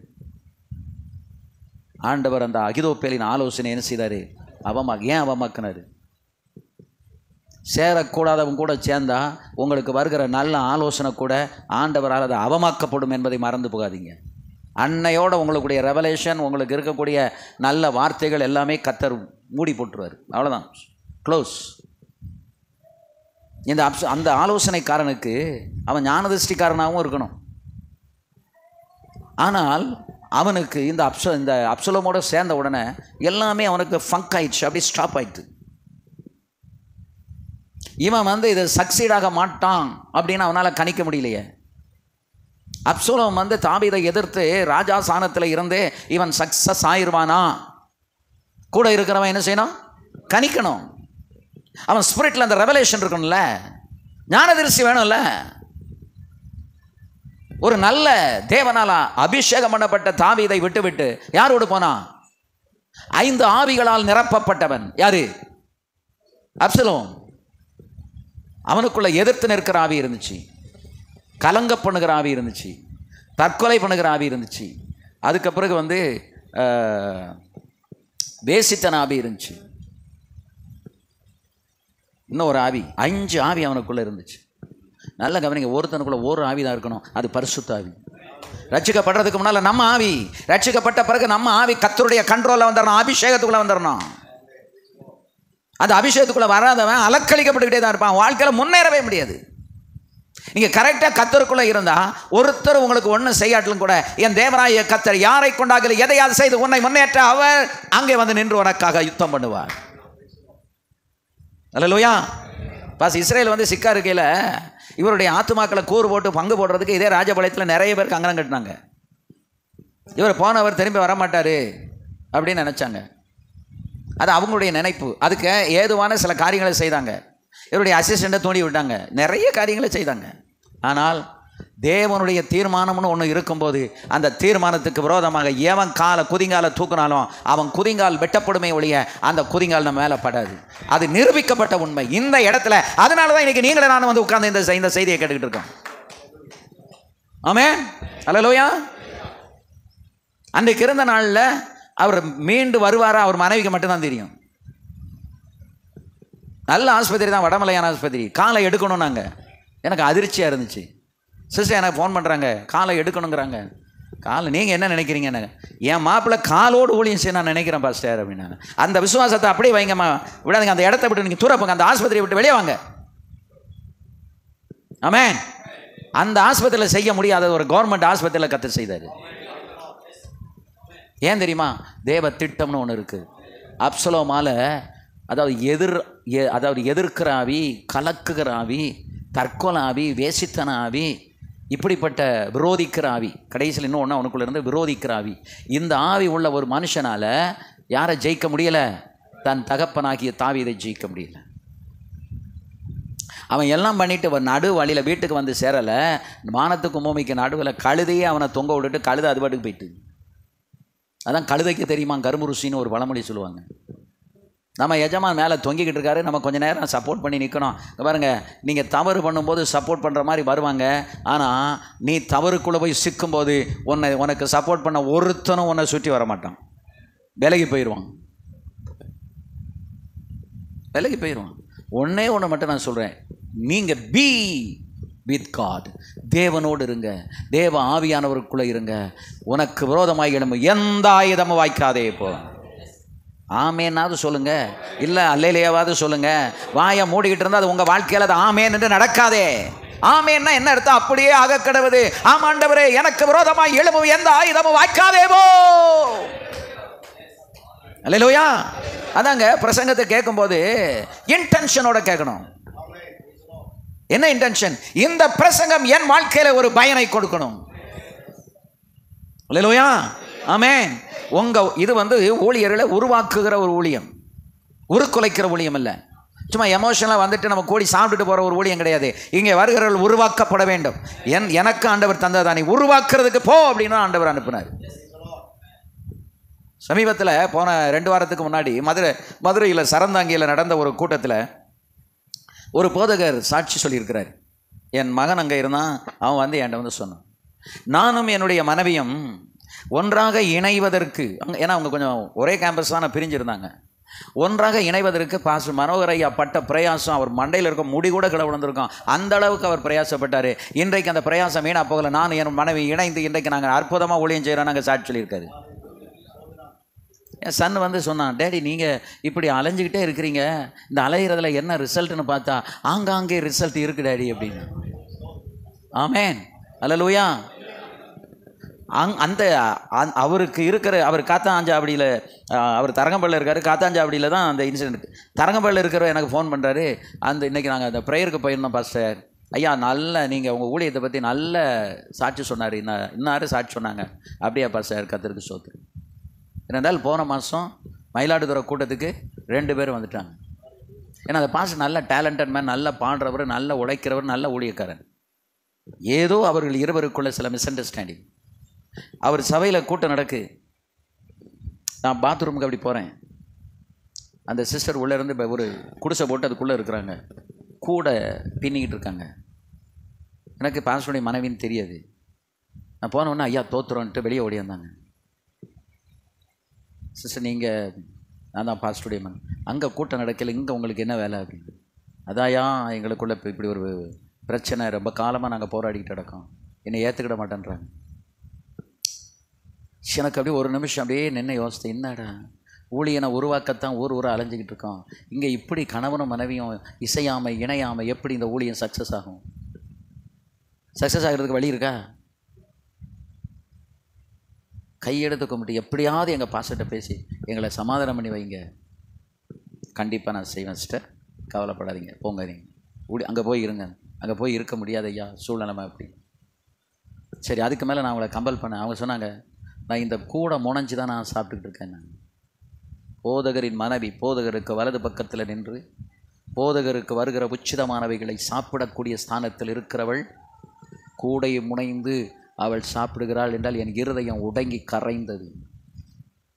முடிஞ்ச உடனே நான் பாஸ்டர்கிட்ட பேசினேன், ஐயா நீங்கள் என்ன சொல்கிறீங்களோ அதை நான் செய்தேன், அவளை என்னோட வந்து இருக்க சொல்லுங்கள், நான் ரொம்ப ஆயத்தமாக இருக்கிறேன். அப்போ நான் புரிஞ்சுக்கிட்டேன், ஒரு அலக்களிக்கிற ஆவி இவங்க 2 பேருக்கு நடுவில் நின்று போராடி கொண்டு இருக்கிறது. இந்த அலக்களிப்பின் ஆவியை விரட்டிட்டா இவங்க 2 பேரும் சமானமாயிடுவாங்க. ஏன்னா அங்கே மேட்ரு எதுவுமே கிடையாது, ஒரு மேட்ரும் கிடையாது. சொன்ன நேரம் வருவீங்களா? வரீங்க, நீங்கள் எப்போனாலும் சொல்லுங்கள், நான் அவளை கூட்டிகிட்டு வந்துடுறேன் அப்படின்னு.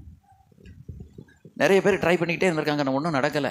சொல்லிவிட்டு நானும் ஜோம் பண்ணேன், அப்படியே விட்டாச்சு. ஆனால் பரலோகத்தில் இருக்கிற தேவன் இந்த பாரத்தை பார்த்து அவங்கள தன்னால் சரியாக வச்சுட்டார். நான் அதுக்கப்புறம் 2 பேரையும் சந்தித்து பேசலை, ஆனால் கர்த்தர் அவங்கள சரி பண்ணிட்டார். மயிலாடுதுறையில் மீட்டிங்கில் பார்த்த 2 பேரும் உட்காந்துக்கிறத பார்த்தோன்னே எனக்கு கண்ணீர். அதோடு தான் பிரசங்கம் பண்ணேன். முடிஞ்ச உடனே 2 பேரும் மேடைக்கு ஓடியாந்தாங்க. ஐயா நாங்கள் 2 பேரும் இணைச்சிட்டோம், நாங்கள் சந்தோஷமாக இருக்கோம், நல்லா நாங்கள் ஊழியம் செய்கிறோம் அப்படின்னாங்க. 2 பேரையும் அங்கனே முழங்கால் போட்டு அவங்க ஆசீர்வதித்து ஜோம் பண்ணி நல்ல ஊழியம் செய்யுங்க பாஸ்டர், அடுத்த கூட்டம் உங்கள் இடத்துல தான் வைக்கணும். ஆமாம் ஐயா நான் வச்சிட்றேன்.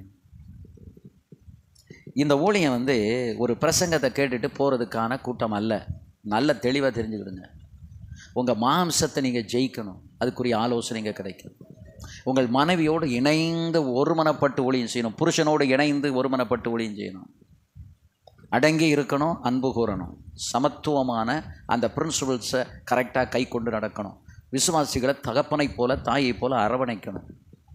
இப்படிலாம் இருந்து நீங்கள் வந்து இந்த ஊழியத்தில் உங்கள் மனைவியை நீங்கள் உருவாக்கி உங்களுக்கு உறுதுணையாக வச்சு நீங்கள் ஊழியம் செஞ்சீங்கன்னு சொன்னால் உங்களுடைய ஊழியம் அது கொஞ்சம் பேரோ நிறைய பேரோ சூப்பராக போகுங்க, அருமையாக போய்கிட்டு இருக்கோம். குடும்பத்தை கரெக்ட் பண்ணுங்க, ஊழியம் தன்னால் சரியாயிரும். புருஷனுடைய பிரசங்கத்தை எந்த பாஸ்டர் மனைவி நேருக்கு நேரம் உட்காந்து கேட்குறாளோ அங்கே விசுவாசிகள் பயப்படுவாங்க. பாஸ்டர்மாவே அசராமல் உட்காந்து மெசேஜை கேட்டுக்கிட்டு இருக்காங்களே, நம்ம எவ்வளோ ஒழுக்கமாக இருக்கணும், தன்னால் ஒழுக்கத்துக்கு வந்துடுவாங்க. இங்கே பாஸ்டர் பிரசங்கம் பண்ணிக்கிட்டு இருக்கல, அங்கே பாஸ்டர்மா பின்னாடி உட்காந்துக்கிட்டு 2 பேர்கிட்ட கதை பேசிக்கிட்டு, ஆமாம் பெரிய லட்சணத்தில் இழுத்து இழுத்து பேசுதார். இவர் கதையை வீட்டில் ஒரு ஆள்கிட்ட தான் சொல்லியிருப்பாங்க, ஒரு ஆள்கிட்ட. ஆல் இண்டியா ரேடியோ மாதிரி எஃப்எம் மாதிரி பறந்துடும் உங்கள் புகழ். நீங்கள் வானலாம் தலைகளை நின்று நீங்கள் பிரசங்கம் பண்ணலாம், உங்களுக்கு மதிப்பே இருக்காது. உங்களுக்கு மதிப்பு இருக்கணும்னா முதல்ல நீங்கள் என்ன செய்யணும் தெரியுமா? உங்கள் மனைவியை ஆதாயப்படுத்தணும். எத்தனை புருஷன்மாரும் மனைவியை ஆதாயப்படுத்திருக்கீங்க? நான் பல முறை சொல்லிக்கிட்டு இருக்கேன், மனைவியோடு வாங்க. ஒரு மாதத்தில் ஒரு நாள் உங்கள் மனைவிக்கு மத்தியான சாப்பாடு சமைக்கிறதுலேருந்து லீவை கொடுத்து அவங்கள கொண்டு வந்து இங்கே உட்கார வச்சு இங்கே நீங்கள் சாப்பிட்டுட்டு போனீங்கன்னா அவங்க மீதி 29-30 நாள் உங்களுக்கு நல்ல ஒத்துழைப்பாங்க. உண்மையா இல்லையா சிஸ்டர்? ஒரு நாள் சமையல்லேருந்து நீங்கள் விடுபடணும்னு விரும்புகிறீங்களா? விடுவிடணுமா? அன்னைக்கும் அந்த அடுப்புக்குள்ளே தான் நிற்கணுமா? கையை வைத்து ஆமேன்னு இல்லை இல்லைன்னு சொல்லுங்கள். சைலாவுக்கு அதெல்லாம் வேண்டாமா? அப்போ கையும் வயிற்றுல வாயும் திறக்கல. நான் தான் ஒவ்வொருவரையும் கவனிக்கிறேனே. பொதுவில் நீ புழுத்தி சத்த மாதிரி 2 பேரும் அலையிலியா சொன்னாங்கள விட மாட்டேன். நீங்கள் இருக்கிறதே 6 பேர் தான் உட்காந்துருக்கீங்க. ஆமே, கவனங்க, வாழ்க்கையில் கவனம். நான் என் மனைவியை உருவாக்கி இன்னைக்கு ஊழியத்தில் விடலைன்னா நான் இப்படி எல்லாம் பறந்து ஊழியம் செய்ய முடியாது. இன்றைக்கி பைபிள் ஸ்டடி எடுத்துடுறாங்க, கேன்சலில் போய் கரெக்டாக பார்த்துடுறாங்க, விசிட்டிங் போயிடுறாங்க, ஹாஸ்பிட்டல்னு அங்கே போயிடுறாங்க. இப்போ காலையில் நான் அங்கே கிளம்புறேன், அவங்க பைபிள் காலேஜ் கிளம்பி போய்கிட்டு இருக்காங்க. ஈக்குவலாக பண்ணிக்கிட்டே இருக்கோம் ஊழியம். அவங்க செய்கிற ஊழியம் என்னையை இடிக்காது, நான் செய்கிற ஊழியம் அவங்களுக்கு இடிக்காது. முரண்பாடு வரவே வராது. ஒருத்தருக்கு ஒருத்தர் 2 அப்படியே இணைந்து கட்டிக்கிட்டே போவோம். ஆமே, மனைவி ஸ்தானம் எது எனக்கு தெரியும். அந்த ஸ்தானத்தை நான் கொடுத்துருவேன். புருஷ ஸ்தானம் என்ன? நான் காலையில் 8:30 மணிக்குள்ளே கிளம்புறதுக்குள்ளே 2-3 காய்கறி அவிச்சு எனக்கு வச்சு 2 எக்கும் பாயில் பண்ணி எடுத்து வச்சு க்ளீனாக கொடுத்து என்னை ரெடி பண்ணி அனுப்பிட்டாங்க. அடுத்து அவங்க ரெடி ஆகிட்டு ஓடணும். இது ஓடுற காலம், உட்கார்ந்து தூங்குற காலம் இல்லை. நமக்கு நம்ம மாம்சத்தையே ஜெயிக்க முடியலைங்க. மாம்சத்தை ஜெயிக்க முடியலன்னா ஆண்டவர் நம்ம இந்த உலகத்தை எப்படி ஜெயிக்க வைக்க முடியும்? கூட்டத்தில் டைமை ஃபிக்ஸ் பண்ணுறதா நீங்களா ஆண்டவரா? சொல்லுங்க.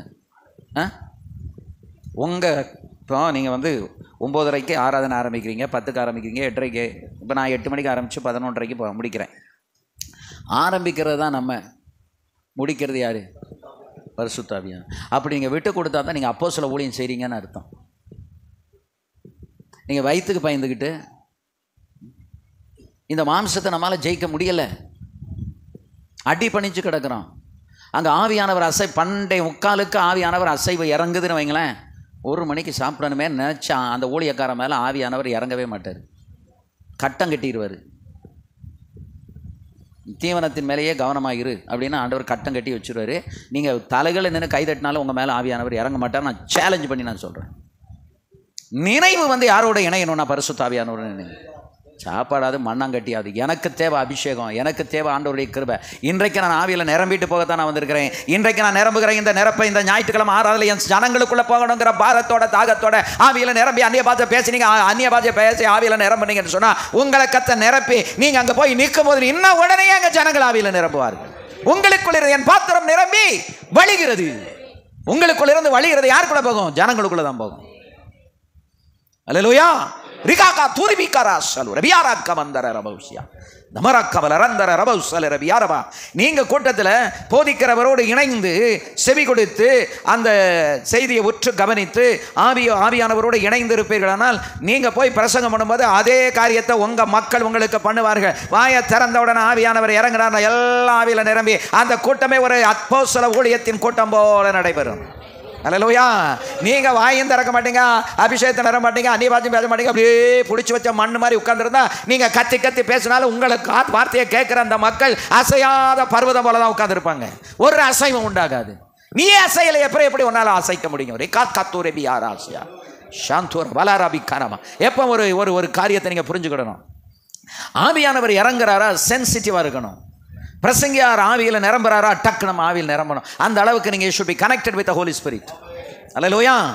ஆவியானவருக்கு உங்களுக்கு இடைவெளி இருக்கக்கூடாதுங்க. You should not be de-linked and disconnected, but you should be connected with the Spirit of God. ஆவியானவரை விட்டு போதகரை விட்டு தூர விலகி நிற்கக்கூடாது. அல்லேலூயா. உங்களோட ஐக்கியப்படுறதுக்கு நான் 80 கிலோமீட்டர் 160 கிலோமீட்டர் நான் பயணப்பட்டு வந்தாங்க நான் உங்களோட ஐக்கியமாகிறேன். அல்லேலூயா. ஒரு 2-2.5 மணி நேரம் ஐக்கியமாகிறதுக்கு நான் என்னுடைய பிரயாசம் என்ன? 160 கிலோமீட்டர் நான் ட்ராவல் பண்ணுறேன். நான் 160 கிலோமீட்டர் ட்ராவல் பண்ணி 1000-1200 ரூபா டீசல் போட்டு நான் வர்றேன்னா என் ஆண்டவராகிய கர்த்தர் இந்த ஐக்கியத்தை அவர் மதிக்கிறான். இவனை நான் அபிஷேகம் பண்ண அவர் நினைப்பாரா நினைக்க மாட்டாரா? அந்த நினைப்புல தான் நம்ம வரணுங்க. ரிகாகா துரவிலாராக்கவாசியாலா ராதியாரபாக்கவா அந்தல ரபௌஷபரபா அம்பர் ரகவா எல்லார் கைகளை தட்டி ஆவியில நிரம்புங்க. தேவ ஆவியாருடைய அபிஷேகம் ஊற்றப்படுகிறது.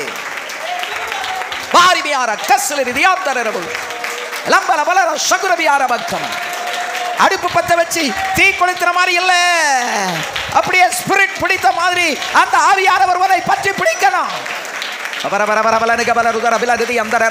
எல்லாரும் கைகளை தட்டி துதிங்க. எல்லாரும் கைகளை தட்டி எழுப்பி நிற்போம். எல்லாரும் எழுப்பி நில்லுங்க. ரிகா துரபியா ரகவா சபரதியாரபா சம்பர பலரபா லங்கர பலரபா தரதியாம் தாளரபா ஷபரபா ருக்கல பல ரகமந்தர ரபௌ ஷபலபா அமிரபல பலரதி அந்தர ரபௌ ஷக்கர மனரமா ரிபல பல ரபௌ ரபில ரக பலருதரதி அந்தர ரபௌ சபல நதி அந்தர ரபௌ ரபி அமரபக்கமர பரபா யாரக்கம் அமரபந்தர ரபௌ ரபி யாரபக்கமர ரதி அந்தர ரபௌ ரபி ரபி அமரபா அமிரபல பல மால ரபௌ ரலி யாரபல ரக்கமர மனமா எல்லா ஆவியில நேரமுங்க ஆவியில நேரமுங்க நிரம்பணும்னு விரும்பினாத்தான் நிரப்புவார் வாயை திறந்தாத்தான் நிரப்புவார் இமரால ரபௌ ஷபல ரதி அந்தர ரபௌ ரபியா அம்பர பல ரபௌ ரலி அந்தர ரபௌ ஷபல பல பல பல அபிரபர பல பல பல ரபௌ ரபில ரபி அமர பல ரபா அகர பல ரபௌ ரபா ராஜபாளையம் தாலுகா முழுவதும் இந்த ஆவியானவருடைய அசைவு பரவணும். விருதுநகர் மாவட்டம் அசையணும், தமிழ்நாடு அசையணும், கைதட்டி ஆவியில நிரம்பணும்.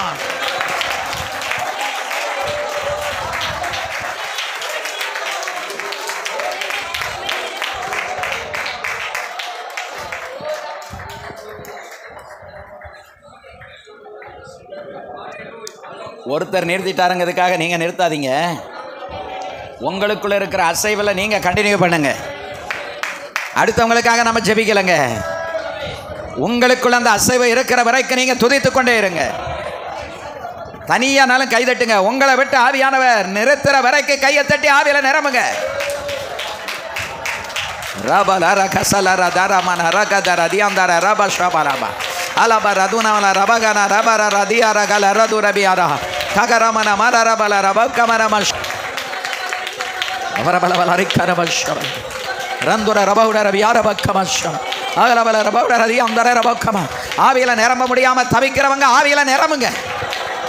இத்தனை கூட்டத்தில் இவ்வளவு மகிமையில ஆவியில நிரம்பல. நான் வீட்டில் போய் எங்க ஆவியில நிரம்ப போறோம்? அபா ரபா ரபா ரதா ரரா லாலா அலா கரா தானா மரா ரரா ரரா பாபா ரதா ரலாமா தூரி லாரா கானா மாசா கராது யானா மாஷா பாரா நிமிரா பல ரபா ஷபல பல பல ரபி அமர பந்தர ரபா கரமர மர மர ரபா உடைய கபல ருதர தி அந்தர ரபா. அந்நிய பாஷை பேசுறது சலிப்பு வரக்கூடாது. ஆவியில நிரம்புறதுல சலிப்பு வரக்கூடாது. தபர கரப ஷால ரபி யார் அந்தர ரபா. ஆமென். ஆண்டவரே நீங்க தொடர்ந்து பேசுங்க ராஜா, தொடர்ந்து பேசுங்க. ஆமென் ஆமென். எல்லாரும் உட்காருவோம், எல்லாரும் உட்காருவோம். ஷிகபா ரதுரம் யாரக்கமா சியாரவா. தேவனுடைய கண்ட்ரோலுக்கு கீழே வரணுங்க. நம்ம ஆவியானவருடைய கண்ட்ரோலுக்குள்ளே இல்லை அப்படின்னா மனம் போன போக்கில் தான் போக முடியும். நீங்கள் நினச்சபடியெல்லாம் ஊழியத்தை செஞ்சு சக்ஸஸ் ஆக முடியாது. நீங்கள் நினச்சபடி வாழ்ந்து உங்கள் குடும்ப வாழ்க்கை சக்ஸஸ் ஆகாது.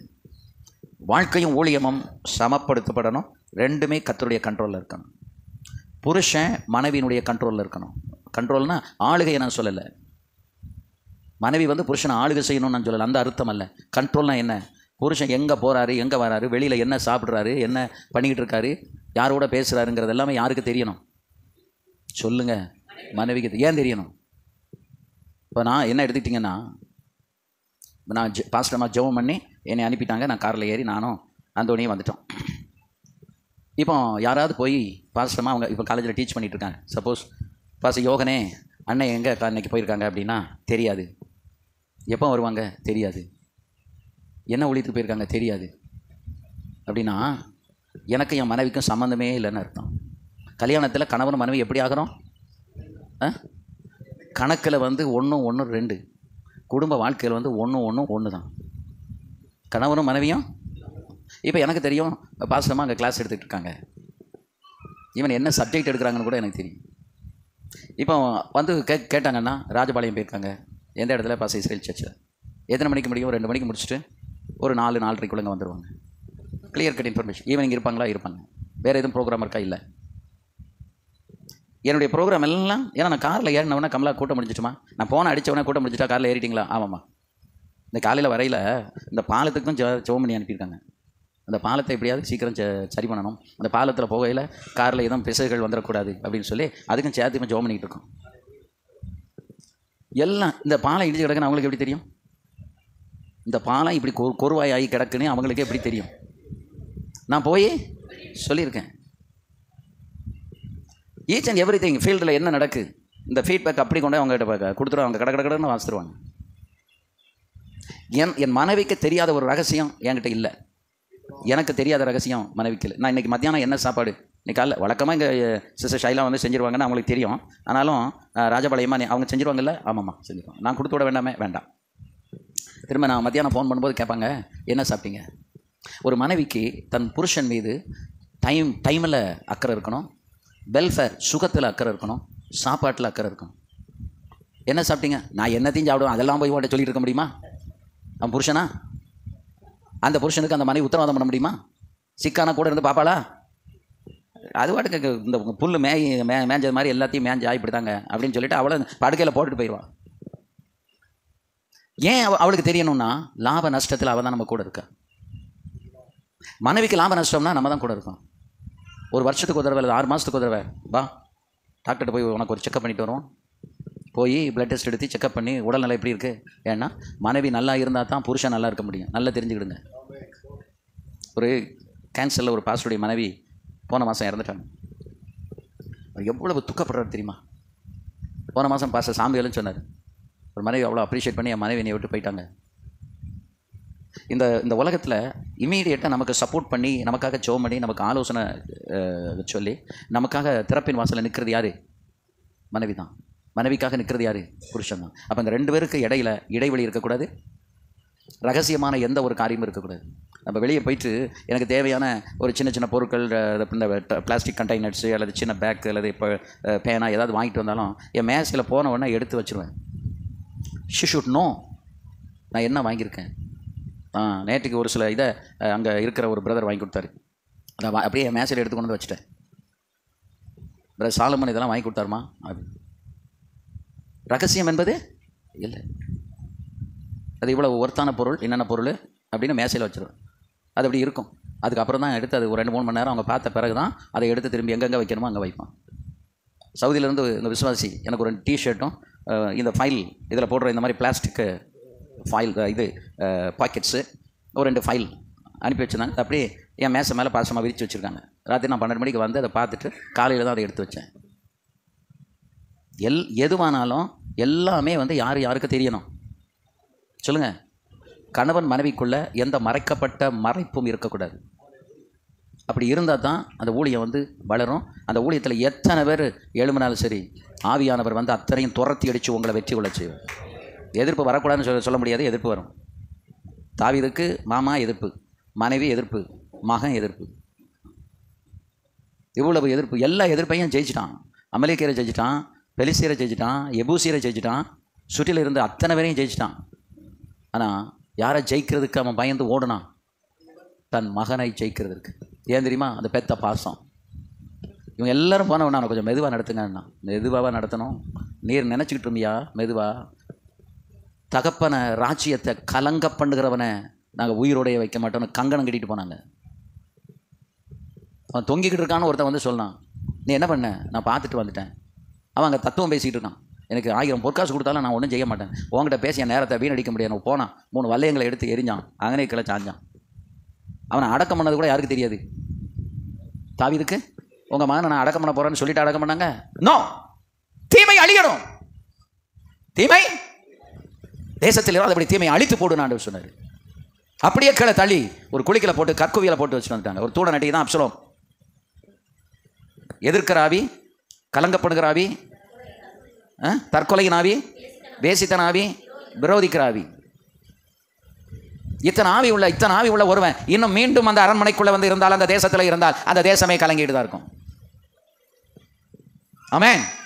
அத்தனை அவங்க என்ன செஞ்சாங்க? மடங்கடித்தாங்க, குழிகளை போட்டு புதைச்சிட்டு வந்துட்டாங்க. இந்த அப்சலோமுக்குள்ள இருந்த இந்த ஆவி யாருக்குள்ள வந்துட்டு? அதோனியாவுக்குள்ள வந்துட்டு. அதோனியா இப்போ சாலமோனுக்கு எதிராக அவன் ஒரு 50, அவன் 200 காலாட்களை திரட்டினான். இவன் எத்தனை பேர்? 50 காலாட்களை திரட்டிக்கிட்டு அவன் கூட இருந்த 3 பேர் அதே மாதிரி அத்தனை பேரையும் கூட்டிக்கிட்டு அவன் எங்கே போயிட்டான்? ராஜான பிரகடனத்தை போயிட்டான். அந்த அவங்க தாவீதோடு இருந்தவங்க. அப்போ தாவீதுக்கு எப்படி இல்லை? உண்மையாக இல்லை. அதனால வேதம் சொல்லுது, உண்மையுள்ள மனிதன் பரிபூர்ண ஆசீர்வாதங்களை பெறுவான். எங்கள் பாஷையாவுக்கு 45 வருஷம் பணத்தில், குணத்தில், கேரக்டரில், ஊழியத்தில், வெளிநாட்டுக்காரங்களை ஹேண்டில் பண்ணுறதுல எல்லாத்துலேயுமே அப்படியே உண்மையாக இருந்தேன். எதுலேயுமே ஒரு சின்ன ஒரு உண்மையற்ற தனம் கிடையாது. அன்றைக்கு நான் உண்மையாக இருந்ததினால இன்றைக்கு என்னை கர்த்தர் பயன்படுத்துகிறார். ஆமென். பணத்தில் ஒரு பைசா விட்டதும் கிடையாது, என்னால் நஷ்டம் ஆனதும் கிடையாது, எடுத்ததும் கிடையாது. மிஷினரிகள் அத்தனை பேரையும் நான் தான் ஹேண்டில் பண்ணுவேன். ஒரு மிஷினரியை கூட ஏன் ஊழியத்துக்கு நேராக திருப்பலை. எப்போ பார்த்தாலும் அவங்ககிட்ட மிஷின் ஊழியத்தை பற்றி தான் பேசிகிட்டே இருப்பேன். மிஷினில் நம்ம இதை செய்யணும், அதை செய்யணும், அப்படி பண்ணணும். ஏன்னா என்னையை நம்பி, அவங்களுக்கு இங்கிலீஷ் தெரியாது, என்னையை நம்பி அவங்க வந்து அந்த மிஷினரிகள்கிட்ட என்னையை விட்டுருக்காங்க. நான் என்ன செய்யக்கூடாது? துரோகம் பண்ணக்கூடாது. ஏன்னா துரோகம் பண்ணி அழிந்தவர்கள் நிறைய பேர் எனக்கு தெரியும். அதே மாதிரி எங்கள் பாஸ்ட்டுக்கு தெரியாமல் காணிக்க, அவங்க ஏதாவது எனக்கு கிஃப்ட்டோ காணிக்கையோ கொடுத்தா வாங்கவே மாட்டேன். எங்கள் பாஸ்ட்டை கொண்டு போய் கொடுங்க, அவங்க எனக்கு தருவாங்க. பீம் ஃப்ளாக்னு ஒரு பிரதர், ஒரு மிஷினரி, ஒரு நாள் என்கிட்ட ஒரு கவரை கொண்டு வந்து கொடுத்தாரு. அவர் கிளம்பிட்டு இருக்கிறார். என்னை கூப்பிட்டார், ரூமுக்குள்ளே கூப்பிட்டு ஒரு கவரை கொடுத்தா. நான் சொன்னேன், I'm sorry, please give it to pastor. அவங்ககிட்ட கொடுங்க, அவங்க எனக்கு தருவாங்க. இல்லை இது உங்களுக்குன்னாங்க. ஏன்னா வெள்ளைக்காரங்க வந்து யாருக்கு ஏதோ அப்படி அவங்க தான் நேரடியாக செய்வாங்க. நான் சொன்னேன், இல்லை இல்லை இல்லை, எங்களுடைய பழக்கம் நேரடியாக வாங்கக்கூடாது, நீங்கள் அங்கே கொடுங்க. ஒரு 5 நிமிஷம் என்கிட்ட போராடி பார்த்துட்டு திடீர்னு எழும்பி போய் அவங்க ரூமை தட்டி கையில் இது this is for pastor Manoharan அந்த கவரை கொடுத்த உடனே அடுத்த நிமிஷம் மனோகர்னு ஒரு சத்தம் கிடச்சி.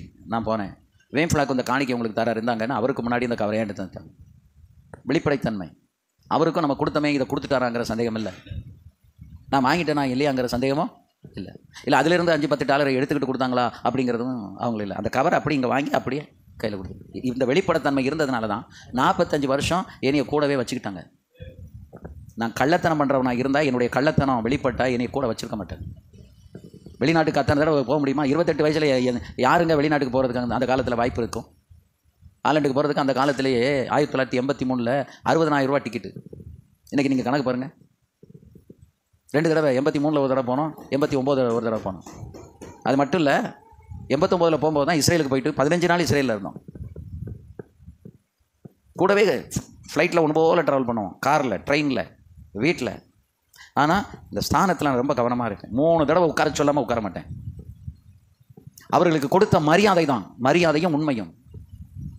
அந்த மரியாதையும் உண்மையும் தான் என்ன அவங்களோட வச்சுருந்தாங்க. ஒரு இன்சிடெண்ட்டில் கூட அவங்கள வச்சுக்கிட்டு ஒரு நாள் கூட ஃபோன் பேச மாட்டேன். ஒரு நாள் கூட 45 வருஷத்தில் நான் ஃபோன் எடுத்து பேசுகிறேன்னா, என் டாக்டர் காலேஜில் படிக்கிறா, ஃபோன் அடிக்குது, சைலண்ட்டாக அடிக்கும் அப்படின்னா மெதுவாக அப்படி ஃபோன் எடுத்தால், ஜோ கூப்பிடுதலா உடனே போங்க அப்படிம்பாங்க. ஏன்னா நம்மளுக்கு தெரியும், காரில் போயிட்டே இருப்போம், முன் சீட்டில் நான் இருப்பேன், பின் சீட்டில் இருப்பாங்க, சில நேரம் 2 பேரும் பின்னால் இருப்போம். ஒரு ஃபோன் வராது. ரொம்ப எமர்ஜென்சினா பாசமாக ஃபோன் அடிப்பாங்க. அந்த ஃபோனை எடுத்த உடனே கமலா ஃபோன் பண்ணுறாங்களான்னு கேட்பாங்க. நான் பிறகு பேசுகிறேன், இல்லை இல்லை நீங்கள் அது அவசரமாக இல்லைன்னா ஃபோன் பண்ண மாட்டேன், அது என்னன்னு கேட்டுருங்க அப்படிமா. பெரியவங்களை வச்சுட்டு ஃபோன் பேசுகிறதே அவமரியாதை. இன்றைக்கி தெரியுமா? அது இன்றைக்கி தெரியுமாங்க? இன்றைக்கி தெரியாது. ஏன் நம்ம விளங்காமல் போயிட்டு இருக்கோம்னா, அதை மதிக்க மாட்டோம் யாரையும். நம்ம மதிக்கலைன்னா நம்மளை யார் மதிப்பா?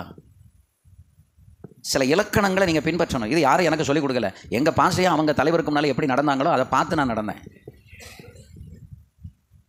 அது என்னுடைய வாழ்க்கை. அவங்களுக்கு அது ஆசீர்வாதமாக இருந்தது, எனக்கு இன்றைக்கி ஆசீர்வாதமாக இருக்குது. ஆண்டவர் சொன்னார், என் கிருபையை உன்னை விட்டு விலக்காமலும். கிருபையை நம்மளை விட்டு விலக்காமல் இருக்கணும் அப்படின்னா, நம்ம யார் கையில் ஆண்டவர் ஒப்பு கொடுத்தாரோ அவங்களுக்கு நம்ம உண்மையாக இருக்கணும், மரியாதையாக நடக்கணும், அவங்களுக்கு மேலே மதிப்பாக நடக்கணும். அந்த மதிப்பு மரியாதை நமக்கு கொடுக்க தெரியலை அப்படின்னா சீட்டை கிழிச்சிடுவார்.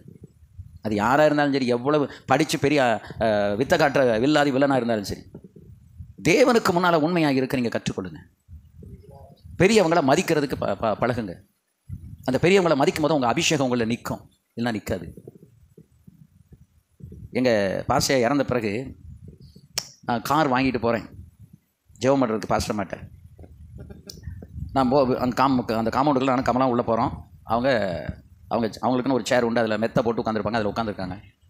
நான் இறங்கி கிட்ட போன உடனே அந்த சேர் அப்படி தள்ளிட்டு அவங்க கட்டில் உட்காந்துட்டு, கமலா நீ என் கூட பக்கத்தில் கட்டில் உட்காரு, மனோகர் அதில் உட்காருங்க அப்படின்னாங்க.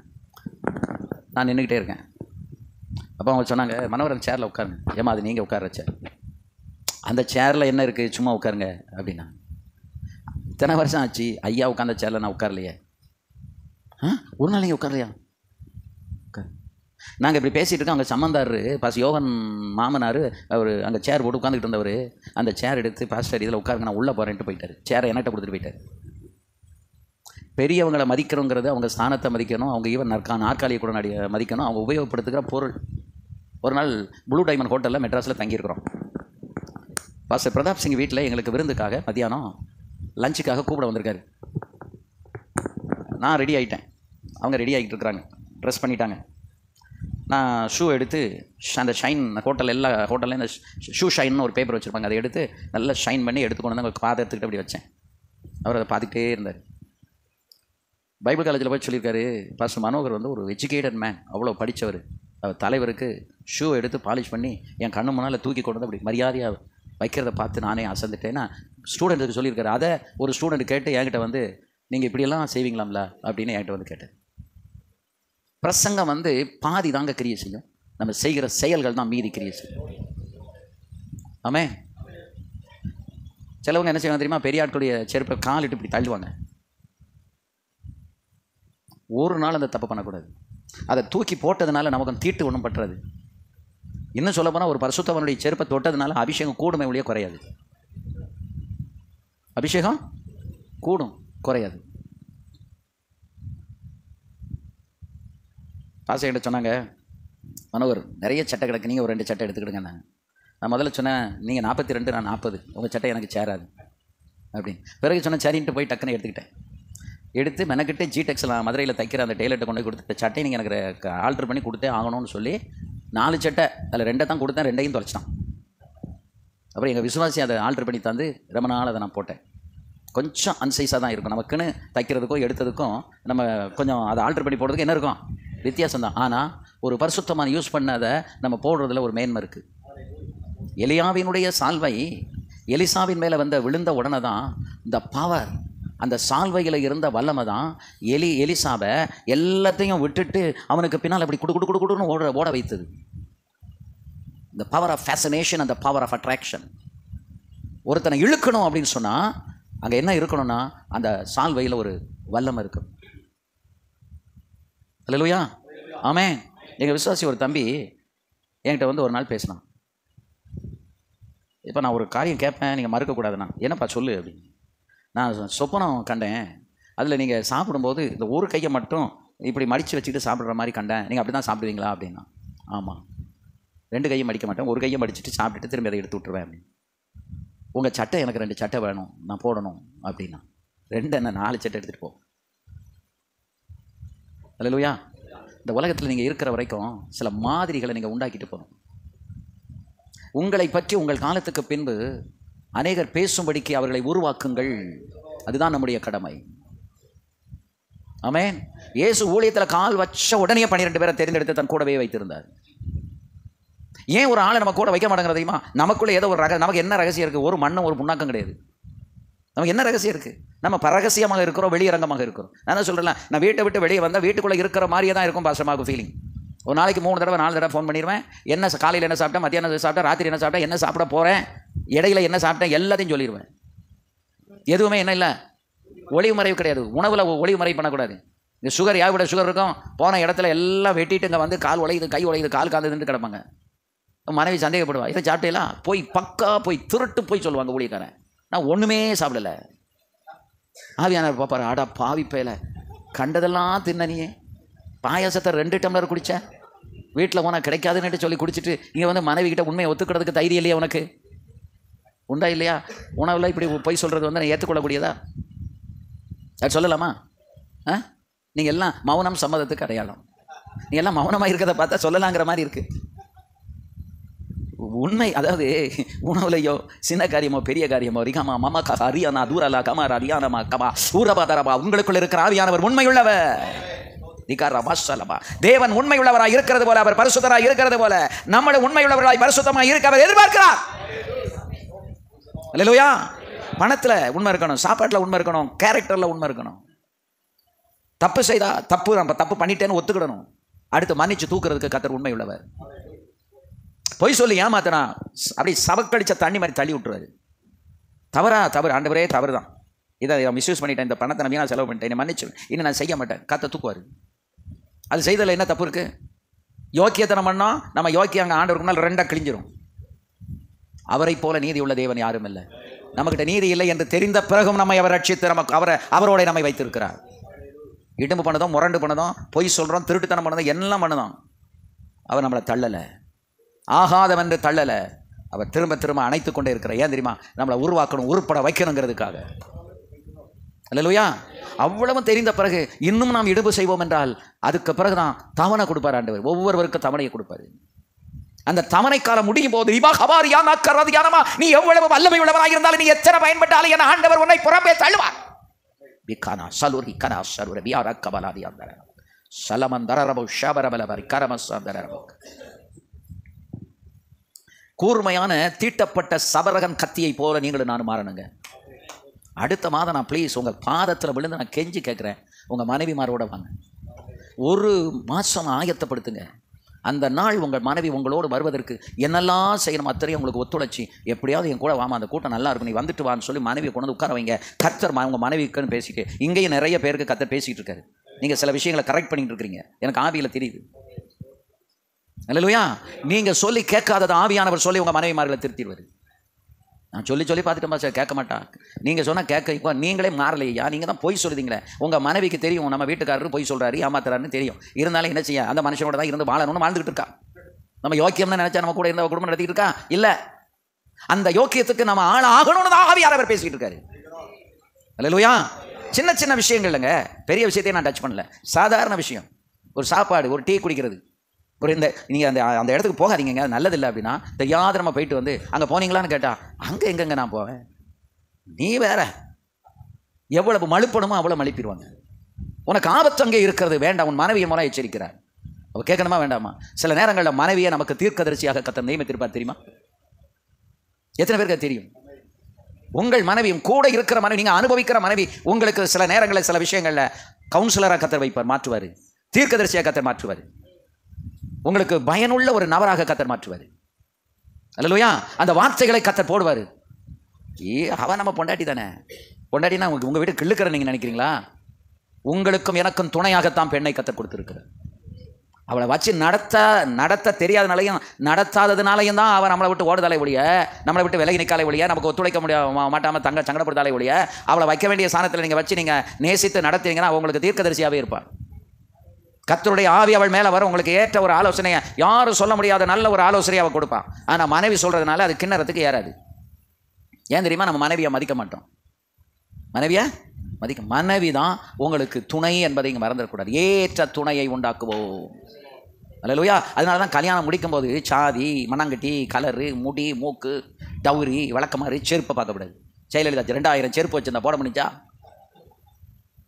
இதை தருவாங்களா அதை தருவாங்களான்னு இதை பார்த்தா அழகை பார்த்து கல்யாணம் முடிச்சவமெல்லாம் தலையில் துண்டை போட்டுக்கிட்டு உட்காந்து அழுதுகிட்டு இருக்கான். ஆமாங்க, அவனுக்கு பார்க்கறதுக்கெல்லாம் அழகு, ஊரில் உள்ளவெல்லாம் பார்க்கறதுக்கு தான் அழகு. உனக்கு தேவ சித்தத்தின்படி உள்ள ஒருத்தி வந்தாளானால் ஆண்டவனே என்று சொல்லி உன் பாதத்திலே அவள் அமர்ந்து கிடப்பாள். உனக்கு வேண்டிய பணிவிடைகளை செய்வாள். அப்படி பணிவிடை செய்கிறதினால் அவள் உனக்கு அடிமை அல்ல. அல்லேலூயா. அவள் உனக்கு ஒரு தீர்க்கதரிசி. அல்லேலூயா. ஆமென். ஒரு தீர்க்கதரிசி, உனக்கு ஒரு துணை, ஏற்ற துணை. உன்னை லிஃப்ட் பண்ணுறவா யாரு? மனைவி. அதுக்கு தான் மனைவியை உருவாக்குங்கன்னு நான் சொல்கிறதுக்கு காரணம், நானும் கத்திக்கிட்டே இருக்கேன். ஒரு சிலர் மனைவியை உருவாக்குறவங்க நல்லா இருக்காங்க. நீங்கள் இந்த கூட்டத்துக்கு வந்து போய்கிட்டே இருக்கலாங்க. ஆனால் இந்த கூட்டத்தில் வந்து நீங்கள் உருவாகுறீங்களாங்கிறத உங்களையே நீங்கள் எவாலுவேட் பண்ணி பார்க்கணும். கணக்கு உங்களையே மதிப்பீடு செய்யணும். நான் இத்தனை கூட்டம் அட்டன் பண்ணியிருக்கேன், என்னென்ன காரியமெல்லாம் கர்த்தர் எனக்கு பேசியிருக்காரு. நீங்கள் சென்டென்ஸாக நீங்கள் எழுத வேண்டாம். ஆனால் கர்த்தர் உங்களை உணர்த்துகிற ஒரு வரி அல்லது ஒரு வார்த்தையை நீங்கள் எழுதி வச்சா போதும். இந்த வார்த்தை இன்னைக்கு இந்த கூட்டத்தில் இதை பேசியிருக்காரு, நான் இதை சரிப்படுத்தணும், போய் அதை சரிப்படுத்துங்க. இந்த பாலத்தை கடந்த உடனே எல்லாத்தையும் மறந்துருப்போனா அப்புறம் பழைய குருடி கதவை திரடினோம். அதுக்காக கர்த்தர் பேசலை. எழுதுவது எனக்கு வருத்தம் அல்ல.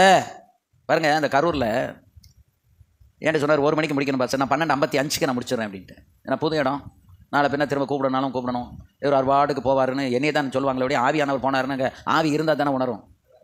நான் சரின்ட்டேன். ஆனால் செய்தி போயிட்டே இருக்குது. 1:15 1:45 தாண்டி போய்கிட்டு இருக்கு. ஒரு ஆள் எழும்பலை. இந்த பாஸ்டர்லே 2 தடவை அப்படி பின்னால் திரும்பி பார்த்தாரு. யாரும் அசையாமல் உட்காந்து கேட்டுக்கிட்டு இருக்காங்க. கரெக்டாக 1:50 நான் முடித்தேன். என்ன அறியாமலே போயிடுச்சு. அறியாமல்னு சொல்ல முடியாது, ஆவியானவர் கொண்டு போயிட்டார். அவர் எழும்பினார், ஒரு ஃபீட்பேக் கொடுத்தார்.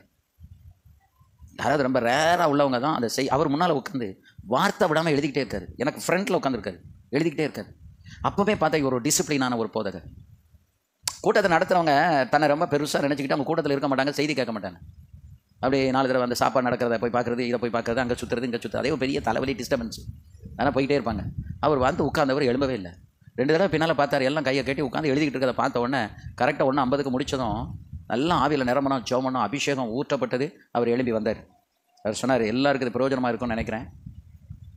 இந்த கூட்டத்தில் பிந்தினா கேலி பண்ணுற ஆட்கள்லாம் கூட இன்றைக்கி ரொம்ப அடக்குடக்கமாக இருக்கிறத பார்த்து நான் ஆச்சரியப்படுதேன்னாரு. கூட்டத்தையே கேலி பண்ணுற ஊழியக்காரன் இருக்கான் அப்படின்னு நான் அப்போ தான் புரிஞ்சுக்கிட்டேன்.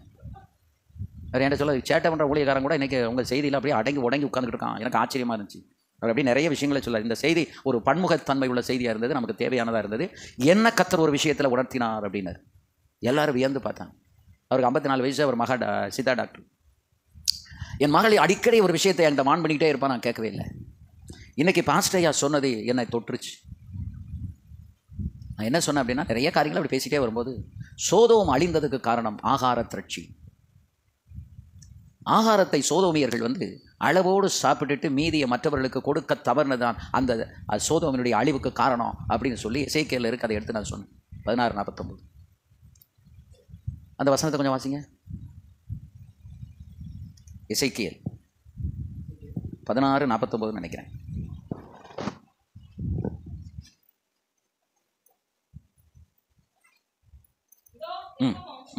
அதேதான். அதே சாங்கோபோங்கம். அக்கிரமம் என்ன தெரியுமா? சோதோமினுடைய அக்கிரமம் ஒன்று ஆகார திரட்சி. அதாவது ஆண்டவர் நிறைய கொடுக்குறாரு அப்படின்னா, நிறைய கொடுத்ததெல்லாம் நம்ம சாப்பிட்றதுக்கு இல்லை, நிறைய கொடுத்த வஸ்திரமெல்லாம் நம்ம போடுறதுக்கு இல்லை. அது யாருக்கு? தேவையுள்ளவர்கள் வரும்பொழுது எடுத்து கொடுக்கறதுக்கு தான். நம்ம என்ன ஒரே நேரத்தில் 4 சட்டையாக போட முடியும்? ஆகார திரட்சி. சோதோமியர்கள் அதாவது ஒரு சிலர் என்ன செய்வாங்களாம், சாப்பிட்டுட்டு போய் மாந்தி எடுத்துகிட்டு திரும்ப சாப்பிடுவாங்களாம். ஏன் தெரியுமா? இந்த கிளட்டன் அப்படின்னு சொல்லுவாங்க. அதாவது தொண்டையில் கத்தி வைன்னு சொல்லுவாங்க. அந்த வசனத்தை சொல்லுங்கள். போஜன பிரியன். இந்த கிளட்டன் போஜனத்தின் மேலே பிரியம். சாப்பிட்டுட்டு திரும்பி போய் வாந்தி எடுத்துகிட்டு திரும்பி வந்து சாப்பிடுவோம். நீங்கள் ஸ்டார் ஹோட்டலுக்கு போனீங்கன்னா, அந்த காலத்தில் 700 ரூபா சாப்பாடு. முதல்ல 400 இருந்துச்சு, அதுக்கப்புறம் 750 ஆச்சு. இப்போ எப்படி 1500 இருக்கும்னு நினைக்கிறேன். A to Z என்ன வேணாலும் நீங்கள் சாப்பிட்டுக்கலாம். ஸ்வீட் ஒரு 30 வகை இருக்கும். மட்டனில் பார்த்தீங்கன்னா அது ஒரு 4-5 வகை இருக்கும். மட்டன் பிரியாணியிலே 2-3 வகை பிரியாணி, சிக்கன் பிரியாணி, நாட்டுக்கோழி பிரியாணி, பிராய்லர் சிக்கன் பிரியாணி, அப்படி வகை வகையாக இருக்கும். அதெல்லாம் அப்படி பார்த்தா முதல்ல அந்த பஃபே மீல் சாப்பிட்டு பழகினவங்க முதல்ல கையில் ஒரு பிளேட்டையும் ஸ்பூனை எடுத்துக்கிட்டு அப்படி ஒரு சுற்றிட்டு தனக்கு தன் உடம்புக்கு எது தேவையோ அதை மட்டும் பிக்கப் பண்ணி எடுத்து போட்டு சாப்பிடுவாங்க. நான் முதல்ல அடையார் பார்க்கில் சென்னையில் ஒருத்தர் என்னையும் எங்கள் பாஸ்டையும் கூட்டிகிட்டு போயிருந்தார். அப்புறம் போனோம். எனக்கு இந்த விவரமெல்லாம் அப்போ தெரியாது, அந்த அறிவு ரொம்ப குறைவு, வாலிப பையன். எதுப்பில் கண்ணில் இருந்ததை ஒரு 2-3 ஐட்டத்தை மட்டும் நல்லா வயிறு நிறைய சாப்பிட்டு அதுக்கப்புறம் பார்த்தா அங்கே லைன் அங்கே வரைக்கும் இருக்குது. இப்போ நம்ம மோந்து தான் பார்க்க முடியும், சாப்பிட முடியாது. அப்போ நான் நின்று கவனித்தேன். இப்போ இதை யார்கிட்ட போய் கேட்க முடியும்? I must learn. ஏன்னா இது மாதிரி நிறைய ஆப்பர்ச்சுனிட்டிஸ் வரும். அப்போ அடுத்த தடவை நான் தப்பு பண்ணக்கூடாது. அப்போ நான் நின்று கவனித்தேன். ஒருத்தர் பிளேட் எடுத்துகிட்டு வந்தார். அப்படியே ஒரு சுற்றினார். தயிர் சாதம் முதல் கொண்டு இருக்குது, ரசம் இருக்குது, மட்டன் பிரியாணி இருக்குது, எல்லாமே A to Z இருக்குது. ஸ்வீட் வகைகள், ice cream, chocolate, hot chocolate, cold chocolate எல்லாமே இருக்குது. அவர் அப்படியே சுற்றிட்டு ஒவ்வொரு ஸ்பூன் அவருக்கு தேவையானதை மட்டும் எடுத்து ஒரு பிளேட் நிறைய எடுத்து கொண்டு அதை மட்டும் சாப்பிட்டார். அப்போ நான் புரிஞ்சுக்கிட்டேன், நம்ம கொடுக்குற ரூபாய்க்கு எதை வேணாலும் சாப்பிட்லான்னு தான் வச்சுருக்கான். ஆனால் எல்லாத்தையும் சாப்பிட்டா நம்ம வயிறு தாங்காது. நமக்கு எது தேவையோ, நம்ம உடம்பை எது கெடுக்காதோ அதை மட்டும் சாப்பிடணும். அதுக்கப்புறம் அதே மாதிரி பஃபே மீல்ஸுக்கு போகும்போது எப்படி சூஸ் பண்ணணும், எப்படி சாப்பிடணுங்கிறது படிச்சுக்கிட்டோம். ஆகார திரட்சி என்பது நிறைய ஆகாரம் இருக்குன்னா எல்லாத்தையும் சாப்பிட்டு அது சோதோமியினுடைய அக்கிரமம். அதுதான் ஆகார திரட்சியும். சொல்லுங்கள், அடுத்து என்னது? நிர்விசாரமான சாங்கோபோங்கமும். இல்லை அக்கிரமம். அதாவது முதல்ல என்னது? கர்வம். கர்வம் இருந்துச்சு. அதான் பெருமை உள்ளவனுக்கு கர்த்தர் எதிர்த்து நிற்கிறார். ஒரு காலத்திலையும் எதை வச்சும் நமக்கு என்ன வரக்கூடாது? பெருமை, கர்வம் வரவே கூடாது. அழிஞ்சிருவோங்க, அழிஞ்சிருவோம். இந்த 53 வருஷத்தில் நான் நிறைய பேர் தன்னால் அழிஞ்சதை நான் பார்த்துட்டேன். நம்ம ரோம சாம்ராஜ்யத்தை சொல்லுவோம், பாபிலோனை சொல்லுவோம், மேதிய பெர்ஷியாவை சொல்லுவோம், கிரேக்க ராஜ்யத்தை சொல்லுவோம். இதெல்லாம் ஒழுக்கக்கேடுகள்னாலையும் பெருமையினாலும் அழிந்த ராஜ்யங்கள். அதையும் தாண்டி ஆவிக்குரியவர்கள், ஆவிக்குரிய தலைவர்கள் அழிந்ததையும் பார்த்துருக்கேன். சாதாரண போதகர்கள் அழிந்து போனதையும் பார்த்துருக்கேன். ஏன் தெரியுமா? கர்வம், ஆகார திரட்சி, நிர்விசாரம். ஒரு நாள் நான் உங்களுக்கு சொல்கிறேன், உங்கள் வாழ்க்கையில் நிர்விசாரமே இருக்கக்கூடாது. 10 மணிக்கு கூட்டம் அப்படின்னா பறந்து ஓடி வரணும். நீங்கள் ஓடி வர்றதை கர்த்தர் பார்த்து தான் உங்களுக்கு நன்மையும் ஆசீர்வாதத்தையும் கர்த்தர் கொடுப்பார். 10 மணிக்கு எங்கே இருக்கணும்னா எத்தனை மணிக்கு அங்கேருந்து புறப்படணும்? இப்போ நான் புறப்பட்டு வந்துக்கிட்டு இருக்கும்போதே பாஸ்டர் சொன்னார், ஐயா 1 மணிக்கு முடிச்சிருங்க அப்படின்னாரு. ஏன்னா அவருக்கு ப்ரெஷர், 1 மணிக்கு முடிக்கணும், 1 மணிக்கு முடிக்கணும், 1 மணிக்கு முடிக்கணும் அப்படின்னு சொல்லி பல பேரும் ப்ரெஷர் கொடுக்கறதுனால, சரி எனக்கு 1 மணிக்கு முடிக்கிறது இப்போ மேட்ரே கிடையாது. ஆனால் ஆவியானவர் என்ன சொல்கிறாரோ அதுபடி கேட்கணும் அப்படின்னா நீங்கள் கீழ்ப்படிஞ்சா தான் நானும் கீழ்ப்படிய முடியும். ஏன்னா என்னை சேர்த்து பாவம் செய்ய பண்ணுகிறீர்கள் என்ற அர்த்தம். ஆமென், அல்லேலூயா. துவக்கிறது நம்ம, முடிக்கிறது யாரு? அவர் கையில் விட்டு கொடுக்கணும். நம்ம ஆவிக்குள்ளே இருந்தால் நமக்கு போர் அடிக்காது. அவன் சாப்பிட மிகுந்த பசி உள்ளவனாகி சாப்பிட மனதாக இருந்தான். ஆனால் ஆண்டவர் அவனை சாப்பிட அனுமதிக்கலை. அப்பந்தான் அவனை ஆவிக்குள்ளே நடத்துகிறாரு. The spirit of God led him into the spirit. அவனுக்குள்ள ஞான திருஷ்டியை கற்றுக் கொடுக்குறாரு. பெரிய டிரான்ஸ்ஃபர்மேஷன். அது என்ன தெரியுமா? முதலாக யூதர்கள் புறஜாதிகளுக்கு போய் சுவிசேஷத்தை அறிவிக்கும் அந்த புறஜாதிகள் நடுவில் இருக்கிற அந்த ஊழியர் இருக்குதே, த ஜென்டைல் மிஷன், அது யாரை கொண்டு துவக்கப்பட்டது? பேதுருவை கொண்டு துவக்கப்பட்டது. எப்போ துவக்கப்பட்டது? எப்போ துவக்கப்பட்டது? பசியில். அந்த கான்டெக்ஸ்ட் இருக்கு பாருங்க. எதுக்கு பசியில் அவனை சாப்பிட விடாமல் ஆண்டவர் மிருக இருதயம் உடையவரா? பசி எடுத்த சாப்பாடு கொடுக்காம உட்கார்ந்து பேசுகிறவரா நம்முடைய தேவன்? சொல்லுங்க. இல்லை, இரக்கமுள்ள தேவன். எத்தனை முறை நாள் ஆகாரம் கொடுக்கிறவர் நம்முடைய தேவன். ஆனால் கண்டெக்சுவலாக பேசுகிறவர். ஆமென். பல ஆண்டுகளுக்கு முன்பு, கிட்டத்தட்ட ஒரு 50-55 வருஷத்துக்கு முன்னாடி, குன்னூரில் ஒரு போதகர், அவர் அப்போ தான் பைபிள் காலேஜ் பிடிச்சிட்டு அந்த ஊழியத்துக்கு போயிருக்காரு. கல்யாணமெல்லாம் பிடிக்கல, பேச்சுலர். அவர் கையில் தான் ஆக்கி சாப்பிடணும். ஒரு நாள் ஒரு இடத்துக்கு போயிட்டு நேரம் ஆயிடுச்சு. ஒரு 10-12 மணிக்கு மேலே ஆயிடுச்சு. அவங்க சபையினுடைய ஒரு முக்கியமான விசுவாசி மூப்பருடைய வீடு அங்கே இருக்குது பக்கத்தில். இவர் நினச்சிருக்காரு, சரி நம்ம நேராக போய் மூப்பர் வீட்டில் போய் என்ன இருக்கோ அதை சாப்பிட்டுட்டு போயிடுவோம், இன்றைக்கி ஒரு நேரம் நம்ம சமையல் மிச்சம் ஆகுமே அப்படின்னு சொல்லிட்டு அவர் நேராக அங்கே போயிட்டார். அங்கே போய் பேசிகிட்டு இருக்காரு. அவங்களும் பேசிகிட்டு இருக்காங்க. சாப்பாடு வச்ச மாதிரி இல்லை. அப்போ சிஸ்டர் நான் போயிட்டு வரட்டுமான்னு கேட்குறேன். போயிட்டு வாங்கன்ட்டாங்க. போயிட்டு வரேன்ன உடனே பாய் எடுத்து போட்டு ஜெபம் பண்ணுங்கன்னு ஜெபத்தை பண்ணியாச்சு, முடிச்சு வந்தாச்சு. இவர் அங்கேருந்து வீட்டை விட்டு கிளம்பி அந்த டீ எஸ்டேட்டுக்குள்ளே நடந்து வராரு. ஆண்டவரே, நீரெல்லாம் ஒரு தேவன், உமக்கெல்லாம் ஒரு ஊழியக்காரன் நான், என்னைய நீர் அழைச்சி எல்லாம் பண்ணி வச்சுருக்காரு. எனக்கு பசி எடுக்கு, எனக்கு அந்த வீட்டில் போனால் ஒரு நேரம் சாப்பிட்டு வந்துடலான்னு நான் நினச்சேன்.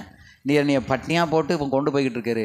உமக்கு நான் ஒரு ஊழியம் செய்யணுமான ஆண்டவரை என்னெல்லாம் சொல்லி யாச்சனமா எல்லாம் ஏச்சிட்டார். ஆண்டவர் பதிலே சொல்லலை. நீங்கள் ஏசையில் ஆண்டவர் பதில் சொல்ல மாட்டார். ஏன்னா நம்ம முட்டாத்தனமாக ஏசோம்னா அவருக்கு தெரியும். ஏச்சிட்டு தான் அப்புறம் மனம் திரும்பும். அப்புறம் ஐயா அப்பா இதே மன்னிங்க அப்படின்னு நம்ம பற்றி என்னென்னா அவருக்கு தெரியுமே. இவர் வந்துட்டார். வந்து நேரத்தை பார்த்தா மணி 1. இனி எங்கே நம்ம சோறு பங்கன்னு அந்த அக்கில், சரி அந்த அக்கில் படுத்துருவோம் அப்படின்ட்டு கட்டில் உட்காந்துருக்காரு. ஒரு கதவு தட்டுற சத்தம் கட்டுருக்கு. வந்து அவங்க விசுவாசி வீட்டு பிள்ளை ஒரு டிஃபன் கேரியரை கொண்டு வந்து வச்சுட்டு, அங்கிள் அம்மா கொடுத்து விட்டாங்க, நான் வரும்போது ஸ்கூல் விட்டு வரும்போது நான் எடுத்துக்கிடுறேன் அப்படின்னு சொல்லிட்டு வச்சுட்டு அவள் போயிட்டான். இவர் அதை திறந்து பார்த்தா ஆவி பறக்க வாங்கோழி பிரியாணி. இப்போ சாப்பிடணும்னு எடுத்து வைக்கையில் இப்போ ஆவியானவர் பேசுகிறார்.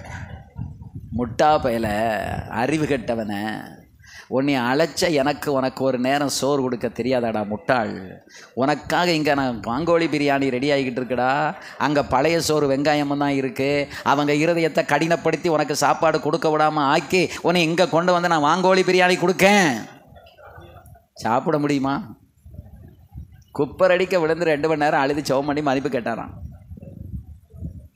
அவர் சொன்னார், அவர் 50வது வருஷம் ஆண்டு விழாவுக்கு என்னை கூப்பிட்டுருந்தார். அப்போ நான் உங்கள் அனுபவத்தை சிலதை சொல்லுங்கள் பாஸ்டர், நான் இந்த பிரசங்கத்தில் பண்ணணும்னு சொல்லி நான் கேட்டேன். அதில் ஒரு 2-3 இன்சிடெண்ட்டை சொன்னார். அன்னையில் இருந்து எனக்கு தேவைக்கு யார் வீட்டுக்கும் போக மாட்டேன், யார்கிட்டையும் கேட்க மாட்டேன், முழங்கால் போடுவேன் கத்தர். அது எதுக்கு இந்த பேச்சு வந்துச்சுன்னா, கல்யாண மண்டபத்தில் நிறைய ஊழியக்காரங்கள்லாம் கூப்பிட்ருக்கீங்க, ரொம்ப விமர்சனையாக செய்கிறீங்களே, தேவைகள்லாம் சந்திக்கப்பட்டுட்டா அப்படின்னு கேட்டேன். அப்போ தான் சொன்னார், ஒரு கதை சொல்கிறேன் கேளுங்க பாஸ்டர். இப்படி ஒரு வாங்கோலி கதை இருக்குது. அன்னையில் இருந்து நான் ஒரு நாளும் நான் யாருக்கிட்டையும் கேட்டதும் இல்லை, நான் என்ன செய்யலை, ஒரு வீட்டில் போய் எதிர்பார்த்து இருந்ததும் இல்லை. இன்னைக்கு வரை கத்தர் நடத்துகிறாரு. இந்த தேவையும் கத்தர் ஏற்கனவே சந்தித்து விட்டார் என்று. ஆமென், அல்லேலூயா, அல்லேலூயா. நம்மை அழைத்தவருக்கு நம்மளை நடத்த தெரியும். நம்ம தேவை என்னன்னு தெரியும். நான் விழுப்புரத்தில் இருக்கிறேன். ஒரு போதகர் ஃபோன் பண்ணுறாரு ஒரு தேவைக்காக. சரி நான் போய் அனுப்புகிறேன் அப்படின்னு. முடிச்சுட்டு இன்னும் ஒரு போதகர் ஃபோன் பண்ணுறாரு. ஐயா நான் ஆஸ்பத்திரியில் அட்மிட் ஆகியிருக்கேன், மனைவி கைவிட்டா. நான் அந்த ஊழியக்காரங்களாம் சொல்கிறேன் பின்ன இதை சொல்லிவிட்டு நான் சொல்கிறேன். மனைவி கைவிட்டா, பிள்ளைகள் கைவிட்டாங்க, அனாதையாக ஆஸ்பத்திரியில் இருக்கிறேன், ஜிஹெச்சில். என் நிலைமையை பாருங்கள். எனக்கு என்ன செய்யனே தெரியாது. நான் போயிட்டு நான் இப்போ இங்கே விழுப்புரத்தில் இருக்கேன், நான் போய் உங்களுக்கு ஒரு 2000 நான் அது எப்படியாவது அனுப்புகிறேன் அப்படின்னு சொல்லிட்டு காரில் வரும்போதே சோமட்டு வரேன். ஆண்டவரே 2 பேருக்கு 2000 சொல்லிட்டேன். 2 பேருக்கு நான் போய் சேர்ந்த உடனே அனுப்பணும். நாளை காலையில் எனக்கு நீங்கள் எப்படியாவது இதை கொடுக்கணும் அப்படின்னு சொல்லி நான் ஜெபம் பண்ணிக்கிட்டே போகிறேன். சூளக்கரையில் ஆண்டனி ஒரு ஹோட்டலில் சாப்பிட போயிட்டான். நான் காருக்குள்ளே உட்காந்து கிருணி பழம் சாப்பிட்டுட்ருக்கேன் நைட். இவனை பார்த்த உடனே ஒரு போதகர், என்ன தம்பி பாஸ்டர் வந்திருக்காங்களா, அவங்க காரில் இருக்காங்க, அவங்க பழம் சாப்பிட்டுட்ருக்காங்க. அவர் உடனே அவர் சாப்பிட்டு முடிச்சுட்டு மருமகனும் மாமனார் 2 பேரும் வந்தாங்க. கதவை தட்டினாங்க. நான் பார்த்தேன். ஒரு ப்ளூ ஷர்ட் போட்டிருந்தார், எனக்கு அடையாளம் தெரியல. உடனே கதவை திறந்தேன். இவர் உடனே உட்காந்து ரொம்ப நேரம் பேசிகிட்டு இருந்தார். அதுக்குள்ளே இவன் சாப்பிட்டு வந்துட்டான். இறங்கி அவர் ஒய்ஃப் இறந்துட்டாங்க. துஷ்டி எல்லாத்தையும் கேட்டுட்டு அங்கே பேசிகிட்டே இருந்தோம். எங்கள் அவருடைய அண்ணன் எனக்கு கிளாஸ்மேட். பிஏயில் படிக்கும்போது 2 பேரும் ஒன்றா படித்தோம். அவங்க வீட்டுக்கு அப்போ அடிக்கடி இறங்கி போனவர் திரும்பி வந்து, ஐயா ஒரு சின்ன காணிக்கை அப்படின்ட்டு ஒரு 1000 ரூபா காணிக்கை கொடுத்துருக்கோங்க. எனக்கு அழுகையே வந்துட்டு. நம்முடைய தேவன் நம் தேவையை அறிந்து நடு ரோட்டில் கூட நிறுத்தி காணிக்கை கொடுக்குற கத்து. அவர் தாங்க நம்ம ஆராதிக்கிற கத்து. நீங்கள் லேசாக கத்தரை இட போடாதீங்க. உங்களுக்கு ஒரு தேவை, அது தேவ சித்தத்தின்படி இருக்கிறதுனால அந்த தேவையை உங்களுக்கு கொடுக்க அவர் வல்லவராக இருக்கிறார். காசு கையில் இருக்குன்னா கண்ட்ரோல் இல்லாமல் செலவழிக்கக்கூடாது. கையில் இருக்கிற காசை அதுக்கு தான் காசு இருக்கும்போது ஆசையை அடக்க பார்க்கணும். டீயை முன்னால் வச்சுட்டு பார்த்துக்கிட்டே குடிக்கக்கூடாது, அப்போ தான் மாம்சம் அடங்கும். இப்படி நிறைய விஷயங்களை நமக்குள்ளே அடக்குனா தான். அதான் பவுல் சொல்லாரு, என்னை நானே அடக்கி ஒடுக்கி கீழ்ப்படுத்துகிறேன். என் வாழ்க்கையில் கடைப்பிடிக்காத 90% நான் பேச மாட்டேன்.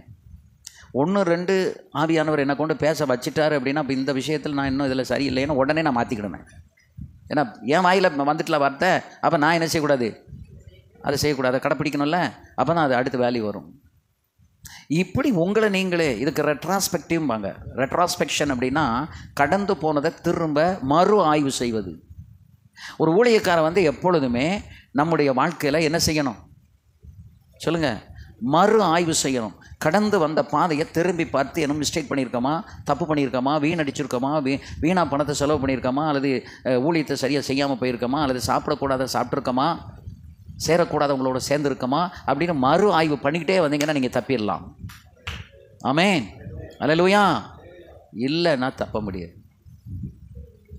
இல்லைன்னா தப்ப முடியாது. அப்போ ஆண்டவர் நம்மளை கூட்டி கொண்டு வந்து வச்சுக்கிட்டு நமக்கு நிறைய விஷயங்களை பேசுகிறார் அப்படின்னா, அந்த பேசுகிறத எல்லாம் இன்றைக்கி நம்ம எடுத்ததுன்னா உற்று நோக்கு. பேதுருவை அவர் உற்று நோக்கி, he looked at Peter intently, ஒரு நோக்கத்தோடு பார்த்தாரு. என்ன நோக்கத்தோடு பார்த்தாரு? எனக்காக நீ உயிரை கொடுக்கிறவன். நொறுங்கிட்டான்ல. அந்த பார்வையின் அர்த்தத்தை அவனால் புரிய முடிந்தது. அந்த பார்வை அவனை உடைத்தது.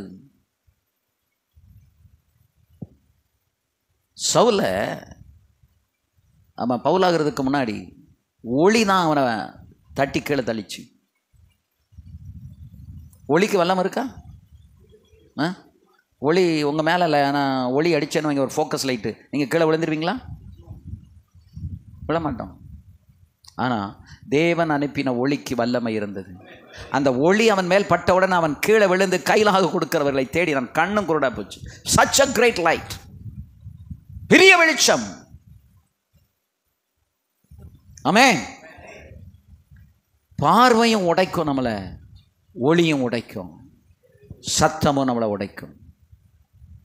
தேவனிடத்திலிருந்து வருகிற சத்தம், தேவனிடத்திலிருந்து வருகிற ஒளி, தேவனிடத்திலிருந்து வருகிற பார்வை எல்லாமே நம்மை உடைக்கக்கூடியது, நம்மை தாக்கக்கூடியது, நம்மை சீர்படுத்தக்கூடியது. நம்முடைய வாழ்க்கையில் எதையாவது ஒன்று நம்ம அடிக்கடி கேட்டுக்கிட்டே இருக்கணும். ஒன்று ஒளி படணும், இல்லைன்னா ஆவி வரணும், இல்லை நான் சத்தம் கேட்கணும், ஏதாயிலும் ஒன்று நம்ம மேலே பட்டு ஆண்டவரோட ஆவியானவரோட நாம் இணங்கி இருக்க வேண்டும். அல்லேலூயா. அந்த ஆண்டவருக்கு நமக்கு டிஸ்டன்ஸை கீப் பண்ணிட்டோம்னா போச்சு. ரெண்டும் நமக்குள்ள இணைந்து இருக்க வேண்டும். ஒரு நிமிஷம், கர்த்தர் நம்மளை அபிஷேகத்தில் நிரப்ப விரும்புகிறாரு. எல்லாரும் எழும்பி நின்று நல்ல ஆவியில் நிரம்புங்க. உங்களை எப்படி நிறைக்கிறாரோ அப்படி நீங்கள் நிரம்புங்க. அடுத்தவங்க கையை தட்டுறது நிறுத்திட்டாங்க, நீங்கள் நிறுத்த வேண்டாம். அவங்க அந்நிய பாஷை பேச நிறுத்தினாங்கன்னு நீங்கள் நிறுத்த வேண்டாம். இது இண்டிவிஜுவலாக அவங்களுக்கு தேவன் கொடுக்கிற ஒரு அபரிவிதமான ஒரு ஆசீர்வாத நிறைவு. ரிபாக்கபாதியாராலரகௌசியாராதிய சந்தராமரகரதியா கூஷலி தியானாமரகதந்தரரவியா லீமரகபல ரத்வனமியா ரக்கமனசிரார் லபிரியானா கபர ஹந்தலரபௌ ஷிபர்ரபலவனம் லிகமனமிலரபியமனமஷமனந்தர லிபிரவினமிரியாரபலரக்கந்தரபௌஷமலம் ராகநாம ராகதா கலாபராதனா கசீர தூரவி ஆரக்கம திலமா சலுரவி ஆராப கந்தல ரபௌஷ திவிரிபி கமர பஷந்தர ரபௌடர விலரிபி கமரப கபாபாபாபாபாபா லுந்தர லபௌட்டன மிலரிக பலர சந்தர ரபௌடர பியானம அபிரபலபல ரபௌடர விலரி கமரப சந்தர ரபௌடர பியாரபக்கம ரிகானமா சர்வ வியாரபக்கமந்தர லிம்பலபல ரபியாபரப சந்தர ரபௌட யாரபிக்கபரம நிமரபல ரபியாபரபக்கப சந்தர ரபௌடல விக்கபரம திமரிக்கமந்தல ரபௌட ரதியாந்தர ரபௌஷ லிங்க பாரதான மஸ்யா ரப கன கப சலராவியா. ஆண்டவர் உங்களை ஒரு ஆவிய நிறைவோடு அனுப்ப விரும்புகிறாரு. ஒரு அபிஷேகத்தோடு கர்த்தர் அனுப்ப விரும்புகிறார். எல்லாரும் ஒரு நிறைவான அபிஷேகம்.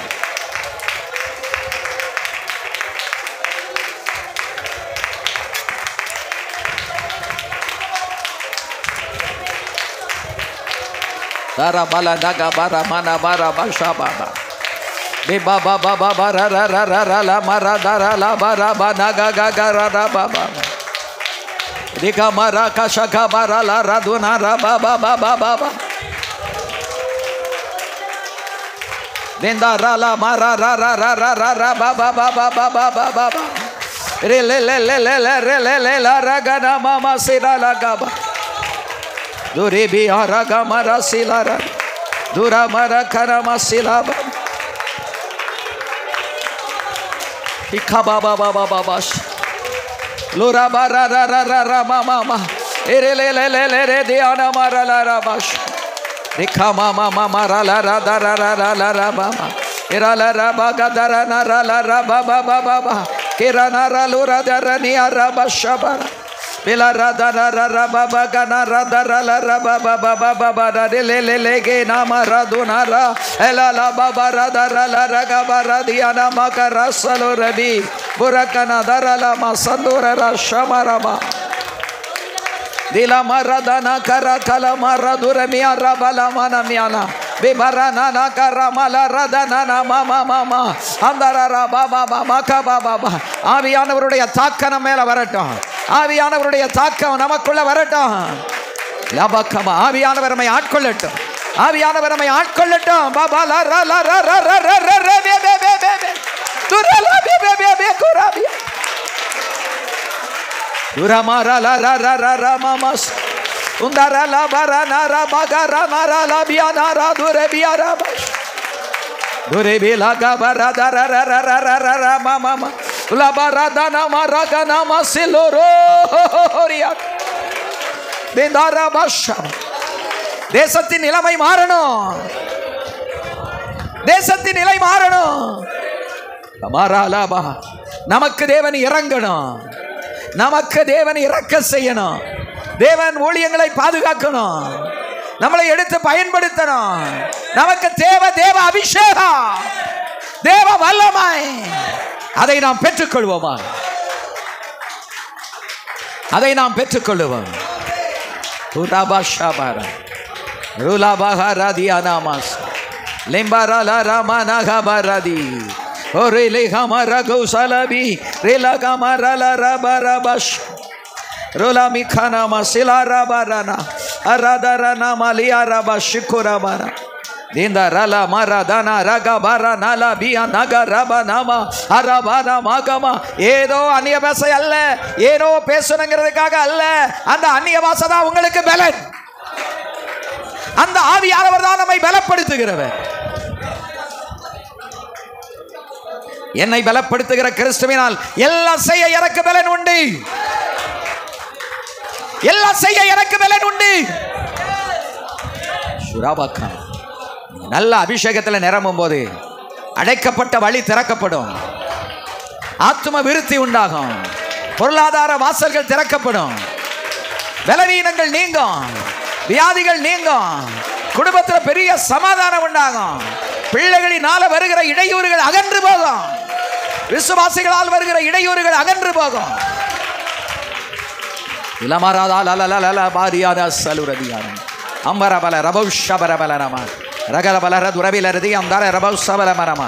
சமாதானம், சௌக்கியம், ஐக்கியம், ஆரோக்கியம் எல்லாவற்றையும் கொடுக்கிறவர் நம்முடைய தேவனாகிய கர்த்தர்.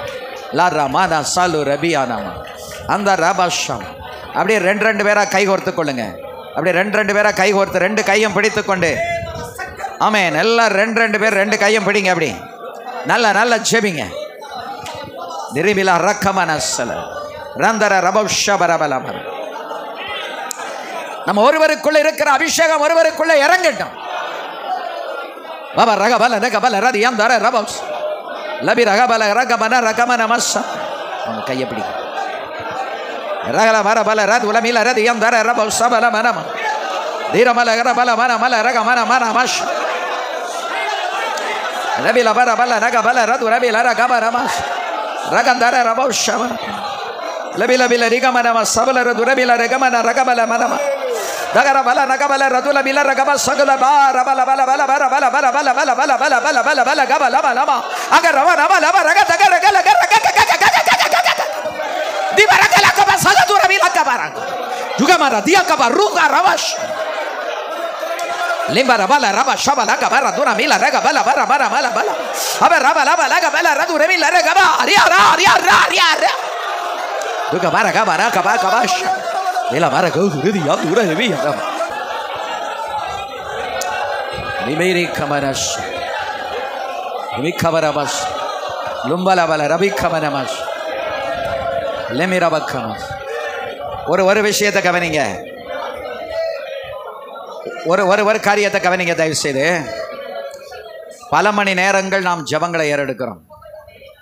72 மணி நேரம், 24 மணி நேரம், 12 மணி நேரம். அந்த ஜெபங்கள் எல்லாம் நம்ம கடமைக்காக செய்கிறோம். உணர்வோடையும் ஒரு ஒழுக்கத்தோடையும் ஒரு பாரத்தோடையும் செய்கிறது இல்லை. கூப்பிட்டாங்கங்கிறதுக்காக நம்ம ஜெபம் பண்ண போகிறோம். ஜெபம் பண்ணணுமேங்கிறதுக்காக ஜெபம் பண்ணுறோம். இந்த பழக்கங்கள்லாம் நம்மை விட்டு மாறணும். தன்னால் ஜெபிக்க தூண்டப்படணும். தனிமையில் உட்கார்ந்து கண்ணீர் வடித்து அழணும். கர்த்தரோடு நம்ம போராடணும்.